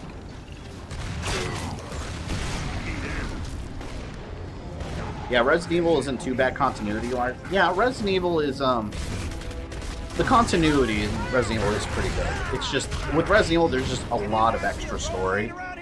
And a lot of it's not, like, if you're looking at, like, official Capcom canon, a lot of it was either never intended to be canon or thrown out of canon. So that's where it could get a little confusing. But overall, Resident Evil's storyline from beginning to end is pretty clean. Castlevania is one of the messier ones. I would argue even Mega Man is, because Mega Man's got a ton of... Now that Capcom's come out and said that it's all one timeline, you know, with classic Mega Man like CX and all that, there's huge gaps in between series that we don't know what happened.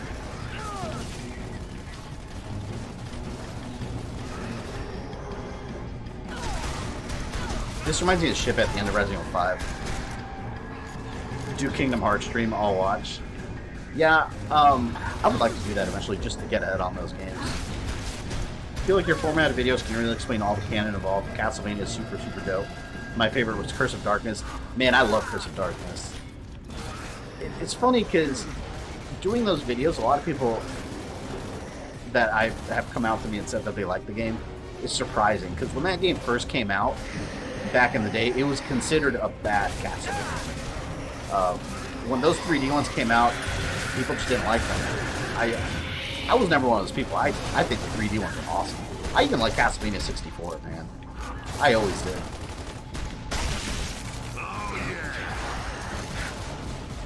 I like your version of Jonathan Morris mastering the Vampire Killer, as I don't really remember the game actually confirmed it wouldn't kill him. Yeah, the game, well, in the game, they said that, it killed the grandfather, Quincy. It killed, well, actually, they don't even mention that in-game. That's what happened, but they said it killed his father, John, and they keep warning him from using it too much. So what that game implies is that if you use it too much, it'll kill you. But then's the question, and see, I think about all these things. Then the question is, well, what is too much? You know, slapping Dracula a couple times with it too much? and his dad used it, I guess, too much. Whereas the explanation before was you couldn't even touch it if you're not a bellman. It's just everywhere. All quiet on your end? Yeah, so far so good. Are you gonna do a Dead Rising timeline? I'll never say no, but I don't have any current plans for it. That's another series I haven't finished all the way through just because they're all in my backlog. And I bought those games day one. With the Metal Gear Solid timeline, how will we handle 5 not having a proper ending? I don't know. Metal Gear is going to be a tough one, man. Like, I'm not even going to think about it until I actually start work. I want to do a Metal Gear 1 eventually, but Metal Gear's... that might be the most difficult one just because there's so many cutscenes. So much backstory for every single thing. I have no idea. And it seems Doom Eternal is going to clean up its continuity. That'd be cool. I kind of feel like people don't really care about story when it comes to Doom, though. Like, at least I don't. I just want to blow up some monsters.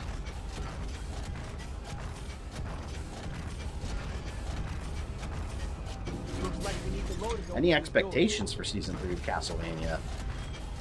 I don't know. I purposely don't want to know anything until I see an official trailer. I think it's going to be a very different version of Curse. I think they're going to go with a Curse of Darkness inspired story, but I think it's going to be very, very different. Which you can already, I mean, you can already see those seeds being planted in Season 2 of how different it would be. I think it's either going to be a different version of Curse of Darkness or going to be almost completely original story. Either way they go, I don't mind, because I liked Season 1 and 2 so much that they go ahead and do whatever they want. I'll trust that. They'll do a good job. I mean, I'll watch it first before I judge it, but I think they'll do a good job of it. I do think that... damn it. Can I not shoot while I'm on this? Oh, X. It's X. One prediction I have, and I talked about this in the last video I posted. Oh, I didn't know there was one next to me.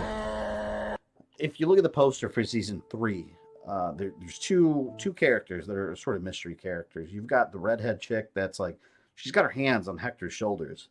And in my original video that I made about that character, I thought that could be Laura. I don't think so anymore. From the poster, it looks like whoever that character is going to have some sort of relationship with Hector. It looked almost like she was comforted. So I can't really tell if she's a vampire or not. She could be like some sort of witch, but... I'll go ahead and say that I think that could be a Netflix version of Rosalie, the woman Hector eventually marries, like a burned at the stake. I think that could be Rosalie. I mean, people say she looks completely different, but I mean, look at Isaac. He went from a pale-skinned redhead to a black dude and got nowhere. So, I mean, they're going to do whatever they want. I think it could be. I think it could be Rosalie. And then there's the guy at the very top of that poster. He looks just like the Master Librarian style character from Castlevania. And he's holding what looks like a little stone. Like I think that's Death in disguise. I think we're gonna see Death finally, and I think he's gonna be holding the Crimson Stone or some form of some stone to bring Dracula back. And then there's like a cocoon or something in the background of that poster. I suspect that's some kind of chamber holding the resurrected Dracula. So basically, I think we're going to see Death, I think we're going to see Rosalie, and Dracula probably come back this season. And I think we'll get confirmation that that blonde thief at the end of Season 2 is a threat. So those are my official predictions. Let's see how wrong or right I am. Ooh. Don't. Get away. The Reaver is shooting at him. Oh, it's shooting at me now, too. And now it's gonna eat me. Oh my god. Oh. Please don't blow me up. Yes. I need ammo. Earlier, you asked about whether or not Netflix Dracula's canon to Castlevania. I can't answer that question without spoiling it. Only disappointing thing about Season 3, we're probably not going to see Hector's innocent devils from the game. Yeah, I don't think we're gonna get Innocent Devils. I think that was more of a gameplay mechanic than story element. I don't think they'll do that. I think basically the Innocent Devils were replaced with him resurrecting the dead into like demon monsters. I feel like in the lore you're about to confront the alien queen. Get the hell away from her, you bitch! I love that line. One of the greatest lines in cinema. Curse of Darkness would be crazy to see in the animation format. Would die with excitement to see that. That's probably just me. Oh no, a lot of people want that. I just think it's going to be very different from the original source material. And judging from Season 2, I think that's how, like, moving forward future seasons, they're probably just going to loosely base it on the games. They're going to take huge liberties. I wonder if we'll talk about Castlevania next time. Can you stream one? Maybe. Because Season 3's coming out, you know, fairly soonish. By the time I stream another Castlevania game, we'll probably have a lot of Castlevania stuff to talk about. Shouldn't Rosalie be black since Julie, Isaac's sister, looked like her? Well, in this version, Isaac probably doesn't even have a sister. Maybe... Here's my prediction about Julia. Oh man, I was going to say, I don't think we'll get a Julia character, but then who's Hector going to marry? Maybe he just won't. I don't know.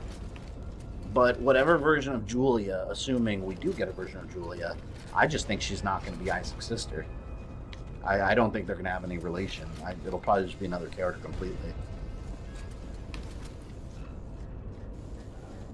But, yes, if they do make a Rosalie character that is his sister, she'd have to be black, yeah.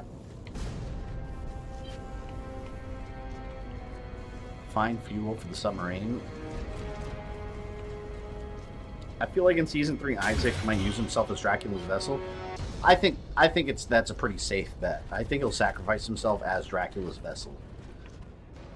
Because in Curse of Darkness, that would also be borrowed from Curse of Darkness, because he was also his vessel in that, and that's why his return was weaker. I don't know. Some people have a theory too that Isaac's going to become Death.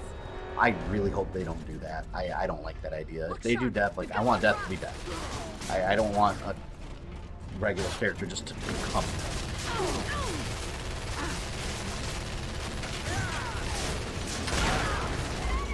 I also have a theory. I hope I'm right about this. I have a theory that Dracula kind of allowed himself to be killed in Season 3. Or in the Season 2, which, I mean, he did. He let Alucard stab him, but I think he purposely allowed that because he knew killing him would release the curse. Hiccups, hold on. But if you look at it, when he died in Season 2, there's like a giant fart cloud of like scary faces that fly away from the castle right when he dies. I think that's Dracula's curse. And Alucard, I think, released it by killing him. And Dracula knew that was going to happen, so I think it was more of a, if I'm going to go, the curse is going to infect the land, right? Like with my death. Oh, wow. Okay. Castlevania is very interesting to me, even when I don't get to play them. I'm just saying, I feel like that anime-inspired type story is always interesting. I like what they've done with the story. I've seen some fans hate it because it's different from the games, but I don't know. Where I am, I still want it to be somewhat similar to the games with more fleshed out details. But I don't mind when it strays from the games too much because, I mean, I've already played the game. So if they're making a series inspired by it and it strays a bit, to me that just makes things a little more interesting. But like I said, there's a lot of stuff that they did in the series that I used in my new timeline because it was so interesting and fit, you know, in the storyline of the games conveniently. Like the Hunter Whip. The fact, like, I made the whip in, you know, Trevor's Whip, the Hunter Whip, because if you look at it, in the Netflix series, Trevor's got 2 whips, and there's no mention of the vampire killer. The only whip that's mentioned is the one that he hits Dracula with, and Dracula calls it the Morning Star. So it's like, wait, does that mean there's no vampire killer in that universe? Or was the original one the vampire killer? And if it is, why is the Morning Star important? Like, there's a lot of questions still remaining to be answered. So I'm curious where the Netflix series is going with that.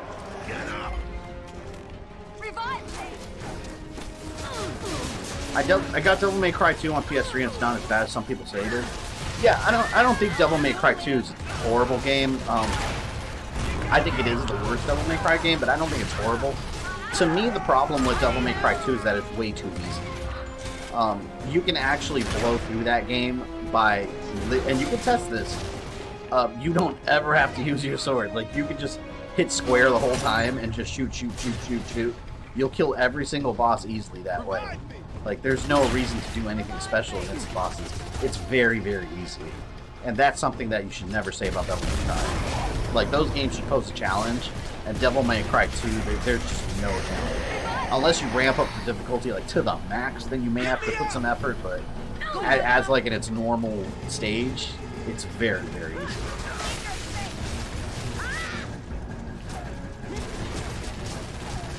Come to think of it, have we only seen Death once in the anime? We haven't seen him at all. We haven't seen him at all in the anime. Yeah, he's just not in it, as far as we know. If he's posing as someone else, who knows? Because he's done that in the games. He was said in Curse of Darkness, like, he could pose as others. So, time will tell. Fuck. God, it's so soon, too. I'm so excited about that series.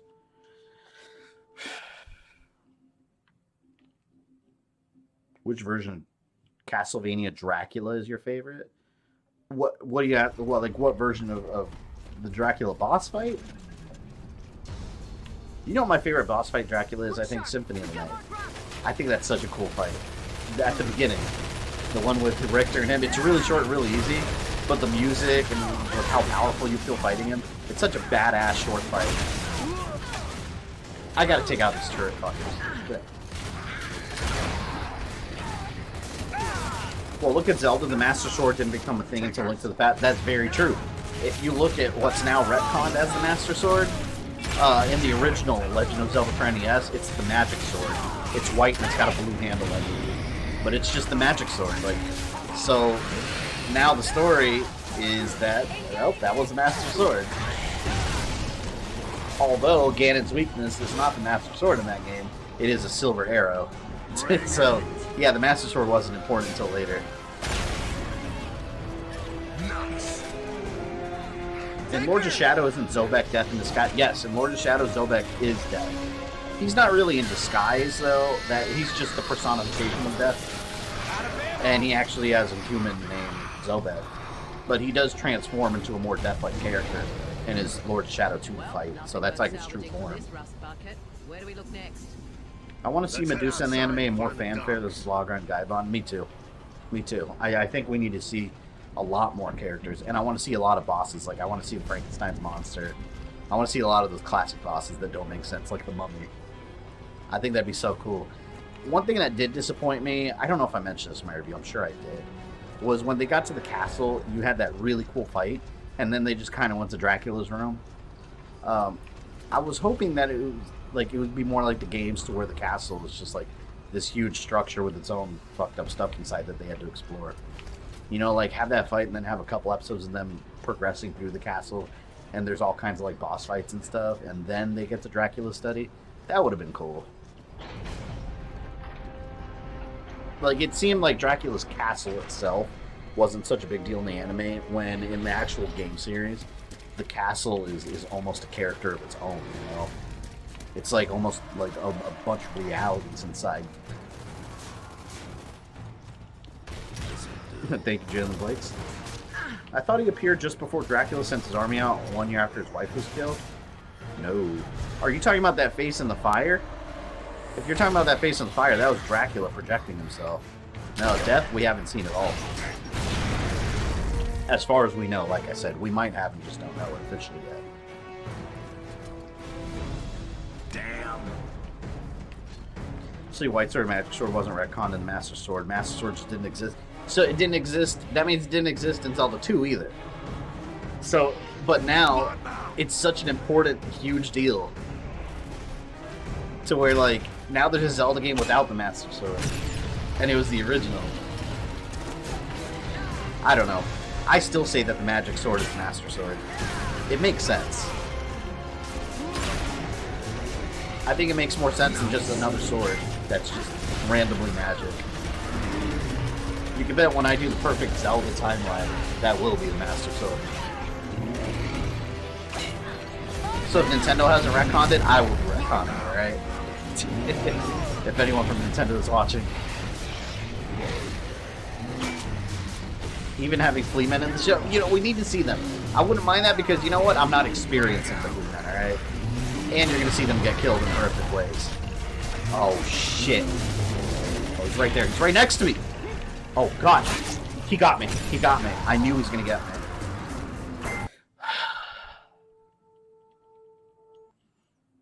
Exactly. It seems he was defeated too easily. He didn't even go beast mode. Yeah, I wanted to see him transform into a big demon monster like he usually does, but that I think that fuels my theory even further. The fact that he kind of let it happen knowing that it would release the curse, so he didn't really... Now, next time when he gets resurrected and shit's for real, and he's like, no, you're all dying, and I'm living this time. Then he's going to turn into a giant monster. I'm calling it right now. We're going to see him transform this time. Gotcha. How many people have come at you for calling the Castlevania series an anime, saying that it's not an anime because it was created in you know what? Actually, no one has, which I'm surprised about. I know people get technical, but I don't know, anime, cartoon. Call it whatever you do. It's animated series. I call it an anime just because it's originally a Japanese property, and it's like almost like an anime style that they try to replicate. But you're right. Technically, it's not an anime. It's an animated series. But yeah, surprisingly, no one's come at me, which that does shock me. I would expect that from YouTube commenters. Some people. Can I tag him and get away? I'm not gonna risk it. I'm just gonna throw it.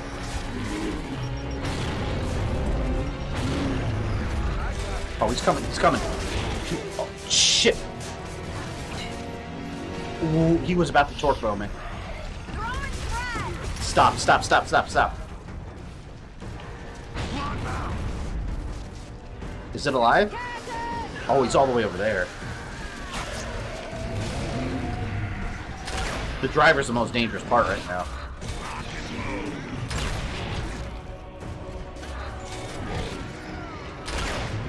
Come on.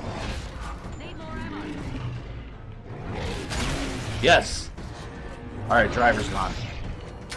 You know, speaking of Zelda, my sister for Christmas got me the Legend of Zelda Encyclopedia that came out last year. I think it was last year. Thick-ass book, like this big, just explaining. It re-explains the timeline also because they made some changes, and they've added even more additional details. One thing that's funny that it mentions, and this is why you can kind of think of the timeline however you kind of want. There's a note in there. I've read like halfway through the book. I read it. Not every night, but sometimes when I go to bed, I'll catch up on a couple pages. I'm like halfway through the whole thing. But there's a note in there from Nintendo saying that the timeline is open to interpretation, and that with different events can be interpreted differently. Like, there's straight up a note from Nintendo saying that take everything we're saying with a grain of salt. You can mix and match it, kind of. I find that interesting, because Nintendo's not so anal about it.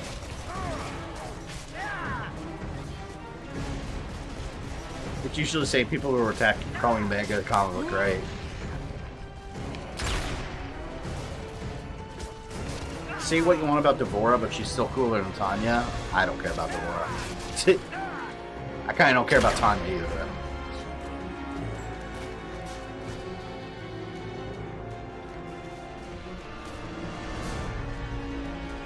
Is he alive? Oh no, that's just Meatloaf.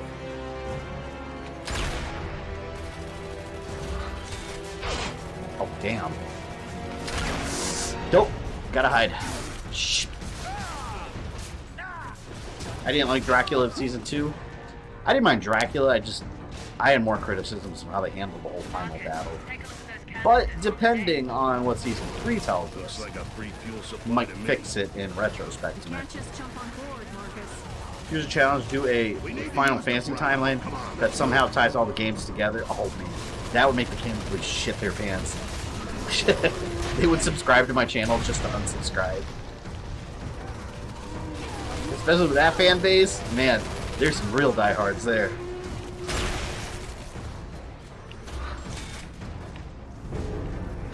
Okay, that's how we board it. Get the plow in position. What the hell's a brag? Oh, whoa, whoa, whoa, whoa. The ramp. I gotta hide. Move the ramp. Well, then say that then. Whoa, he was aiming right at me. Show your face. Oh, no, come on. I hit him right. Oh. No, I hit him right in the face. The game didn't pick it up. I can't move. No, that was cheat. That glitched. That was a lie. I shot him right in the face. Honestly, I always stay sub to you. You're the only guy I know who's really completely in depth with the lore and show the stuff you're talking about. Well, I appreciate you never leaving. Trapped here forever. Even freaking Su Hao is cooler than Tanya. Alright. You've gone a little too far now. You've gone a little too far. I don't think Su Hao is cool in any way, shape, or form. You just went to the bottom of the barrel. Like, you picked the one character that looks like one of the village people. Damn it.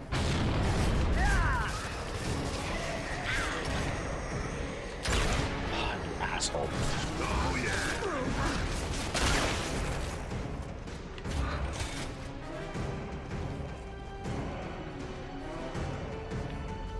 I don't know if I killed one now. The tactic games in 12 are in the same universe. Oh, speaking of tactics, I forgot Gears of War Tactics is coming out soon.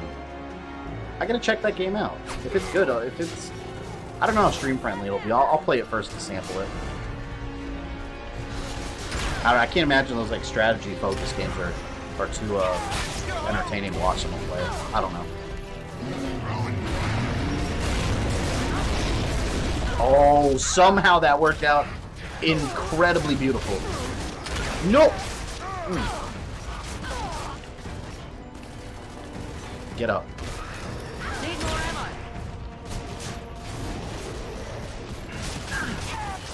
Game Rhythm Revenge of the Cannon Police, someone that is good at game design, make this brawler. It's a beat 'em up where the Cannon Police just come after me. I'll stream it. Best thing about Su Hao is being part of Aaron Black's intro. Oh yeah, where's Zed? Let's see if there's one in there. I hate to join the bandwagon, but I mean Su Hao really is a terrible character. It's just there's nothing, even story-wise, like in the lore, there's nothing important about him. When I do his video, I'm actually gonna partner it up with Movado, because they're both like higher ups in the Red Dragon clan. So I'll just tell both their stories in one video, and they both have not large stories in the Mortal Kombat universe. So what am I gonna do? Like a 3-minute long Su Hao video? Like, here's Su Hao, he appeared, not important. Jax kills him, he comes back, and then he dies again. That's the whole history of Su Hao. Thank you for watching. I gotta do something more than that. I can't wait to do the Zelda timeline. I think I will call it because it's kind of like my timeline series. In my mind, I've kind of divided it into 2 separate timeline series. Like, I've got the standard timeline series, like Assassin's Creed, you know, where I just, you know, it sticks pretty strictly with the actual games. And then the perfect timelines where it's, I might go a little off the rails, you know, for lack of a better word, just kind of make things up, just make it more interesting and make more sense. With Zelda, I don't know what to call it, because maybe I'll just keep it in the regular timeline, because with Zelda, I think I'm just going to add a couple details just to kind of make things work a little better, but I'm not really changing all that much. I don't know. Doesn't really matter. It's going to be the same video, whatever I call it. But I guess with Zelda, what I'm saying is I don't need to go too often. I guess I will call it a perfect one, because I'm going to switch it around. There's 2 games I'm going to switch the order around. I'm also going to firmly explain where the hell Breath of the Wild takes place in great detail and why, which even Nintendo doesn't have an explanation for. They honestly don't care to explain it. They've actually, and this is actually in that encyclopedia too, did an interview where Was it Shigeru Miyamoto? I think it was from Shigeru Miyamoto. They asked him where it takes place, and he says, at the end of all the timelines. That's their main detailed explanation. At the very end of all the timelines, and after that, it's up to our interpretation. That's our explanation. And rest assured, that's all they're ever going to explain about it. It's more fun that way, you know? I think it's more fun that way, because it's you can have all these debates among the fans of where it takes place. Nintendo can just sit there and watch it collect the paycheck. We need to use the brow. Come on, let's move it. I thought, in my original version of the timeline, this theory was completely dead wrong. But I thought it would have been interesting if they did what my original theory said, where I originally thought that Breath of the Wild Link was the Link that was Link from Ocarina of Time that failed. Because in all the trailers and everything, because, you know, you have the Downfall timeline where Link failed against Ganon. He died, like, in Ocarina of Time, and that's why you have the Downfall timeline. Well, I thought it would have been cool, since Breath of the Wild, all the trailers were saying that, like, showing Link being resurrected. How cool would it have been if that was if that was Ocarina of Time Link from the Downfall timeline that failed, and they brought him back later in another era, and it's the same Link, and he gets a second chance to redeem himself. I think that would have been far more interesting than what we ended up with. Make it another era, and it's a failed Link redeeming himself from dying against Ganon. Kind of feel like it was a lost opportunity. If you were going to cast anyone in live-action Castlevania series on Netflix, who would be? I wouldn't do a live-action Castlevania series. I don't think it's necessary. I used to want a live-action Castlevania movie, but it's like, after the Netflix series, I just don't think it's necessary. I don't think it would translate well. I don't think it'd be very good. I don't know who I would cast. I have no idea. Arnold Schwarzenegger is Simon. But I'd go back in time and get, like, 80s Commando era Arnold Schwarzenegger. Hell yeah.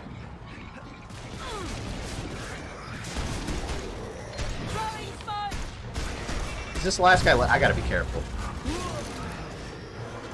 People use Hyrule Warriors to explain Breath of the Wild. Yeah, and that's kind of where I'm heading with it. I don't listen to other people's explanations. I purposely don't, because I don't want to be influenced by any of it. But that's actually my idea too. That I think Hyrule Warriors explains Breath of the Wild if we were to, which is funny because that's not even considered part of the timeline either. It's considered just a completely separate thing. But it's so perfect for an explanation. You guys will see what I do with it. I came up with a storyline for it that I think works really well.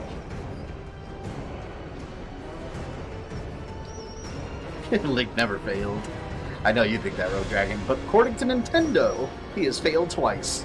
And they're two different Links. Cobra's ending in Armageddon is the best thing about it. I don't even remember it is.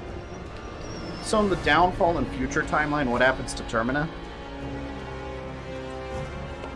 Maybe he was never in danger in that timeline. I don't know. I have no idea.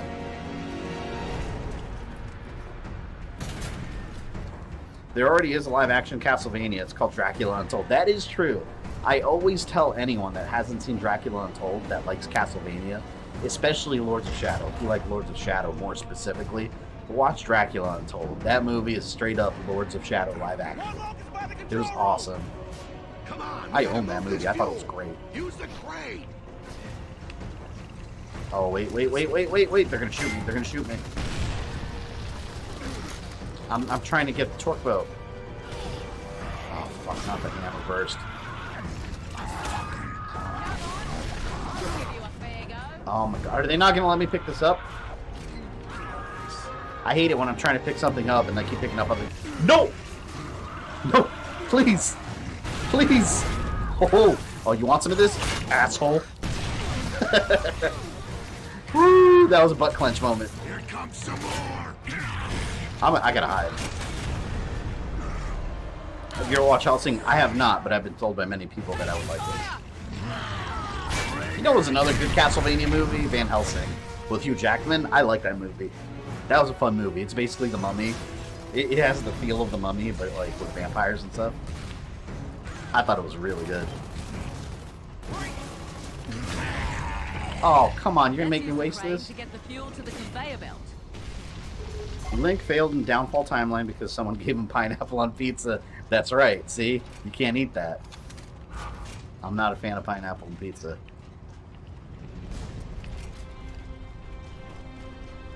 I'll leave this open to interpretation. Damn. Let's just say that we see Link. We're going to be seeing Link fail fighting Ganon in Smash Brothers. I got a lot of ideas. It's quite crazy. And Cobra's ending, he gets godlike power, then gets killed by Kira. That's so stupid. Cobra's such a worthless character. He's the diet soda version of Ken from Street Fighter. They just needed a Street Fighter-like character. You guys know, and I mentioned this in my Melina video, you guys know why Melina was made for Mortal Kombat 2? Because Street Fighter had Chun-Li. They wanted to put more female characters in Mortal Kombat to compete with Street Fighter, and Street Fighter only had one at the time, which was Chun-Li. So they just made Katana purple, and that's how we got Melina. So Chun-Li's directly responsible for Melina anyway.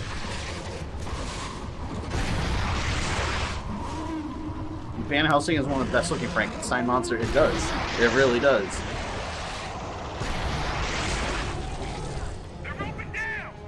Link could also fail a Majora's Mask. Yeah, so anytime.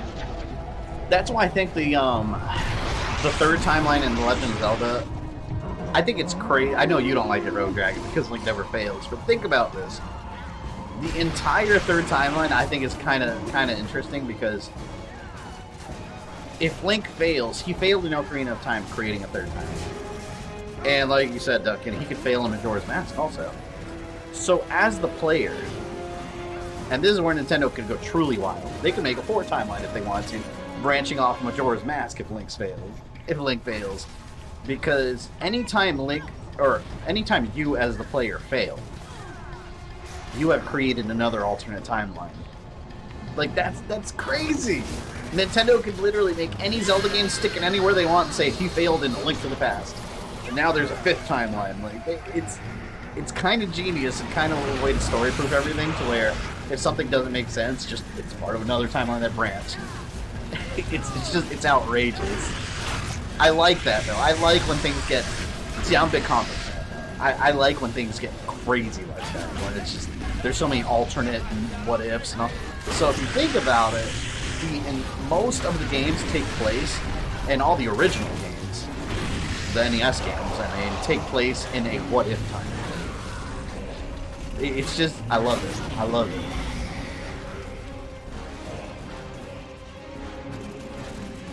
Funny you mentioned Van Helsing, because on my Facebook I saw someone who sent me a pic of Dracula's wife looking sexy as hell. I remember that. I remember when the redhead one dies, she gets like, I don't know, pinned on a church or something and disintegrates. Watch that on Blu-ray now. It does not hold. That CG does not hold up in that scene. It looks so bad now.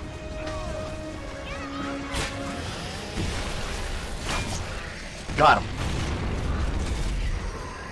I know you haven't read or seen Vampire Hunter D, but it has enough similarities with Castlevania. You can make a good argument that Vampire Hunter D is Castlevania 12,000 years in the future.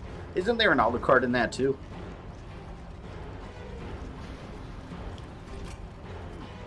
There we go. Did I kill everyone? Oh, look at this guy. Oh, hold on. Don't die on me. You're getting executed. Come here. No! He bled to death as... Oh, come on, man. I was right next to him. I wanted to brutalize him. That's some BS right there. Let me tell you, that was straight up BS. Didn't let me get my execution. Get out of here. Well, D basically is Alucard. Is the main character's name actually D? Just the letter? I didn't know that. I'm taking this shit with me. I don't care if the game likes it or not. There's an Alucard in Helsing, though, in that series. He's actually Dracula. You know, one thing I thought was interesting, speaking of vampires, the Morbius movie coming out, the Spider-Man movie. Morbius in the Ultimate Comics. Ooh, oh, damn. Yeah. Damn it. I didn't want to drop my torque bow.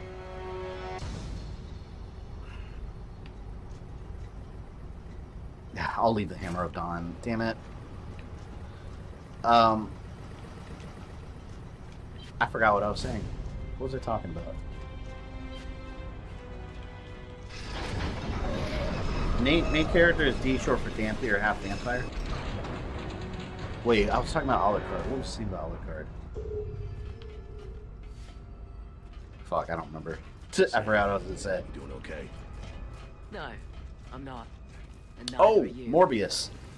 In the, I used to read Ultimate Spider-Man a lot. In that version of the story, Keep going, Morbius right? is actually the son of Dracula. So technically he's Alucard in that. And he's actually hunting other vampires. Like, he's a vampire hunter. That was a cool version, instead of just being a scientist. Well, that'll get us to his room. CG and Mummy and Van Helsing won't hold up, but it still looks better than Mortal Kombat Annihilation. Yeah. Mortal Kombat Annihilation is like, woo! Man, that CG's bad. It's a beautiful thing, though, if you watch it now. It's so Looks bad, like it's the hangar's beautiful. pulley system runs out to the dock. Did you do a Dead Space You series, or at operate least the live hangar streaming? doors. We'll take I care plan of to do any both resistance eventually. along the way. I might live stream those during Halloween this year. Thinking about that. Yeah, come here. Oh, fuck. Never thought I'd hear you say, I'll leave the Hammer of Dawn. Well, you know what? Good thing I did, because look, I'm in an enclosed area now. I wouldn't have been able to use it. I didn't know that. Grind!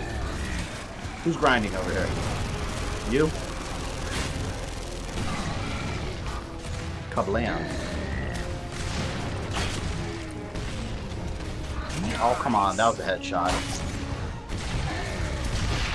I don't want to waste another one on him. Oh! Okay, we're coming up to the second door.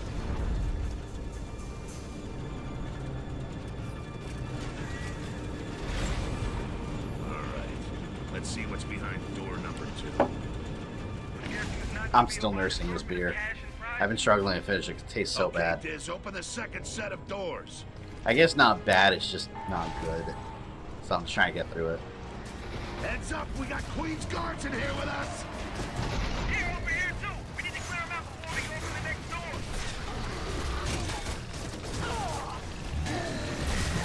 Ah, she got in the way! Dumbass. Just wasted 2 bows. Unnecessarily.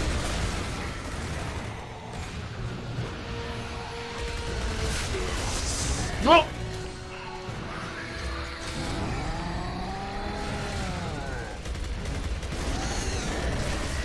I hate how inaccurate the Retro Lancer is, but I love how powerful it is. Like, a couple shots later, it'll kill everything. Medic! By the way, what'd you guys think of the Fast and the Furious 9 trailer? I just watched it the other day when it came out. I'll say this. Okay, I love this those should be the movies last set of because doors. they're so Get ready to outlandish. bring Like, the sub it's through. gotten to a point where they're so unbelievable and cartoony that I can't help but have a good time watching it. Like, Hobbs and Shaw, I thought was great. You know, it's just so ridiculous at this point. Like, they went from, like, serious drag racing movies to, like, these incredible, like, stunt spy movies now. Since you made it to the end of this video, I assume you enjoyed it, so why don't you go ahead and smash that like button, subscribe, and ring the bell so you don't miss any new content. You can follow me on Facebook, Twitter, or Instagram, links in the description below, and if you'd like to support the channel, you can join my Patreon or become a channel member. This is Fabian, I love you guys, and I'll see you next time.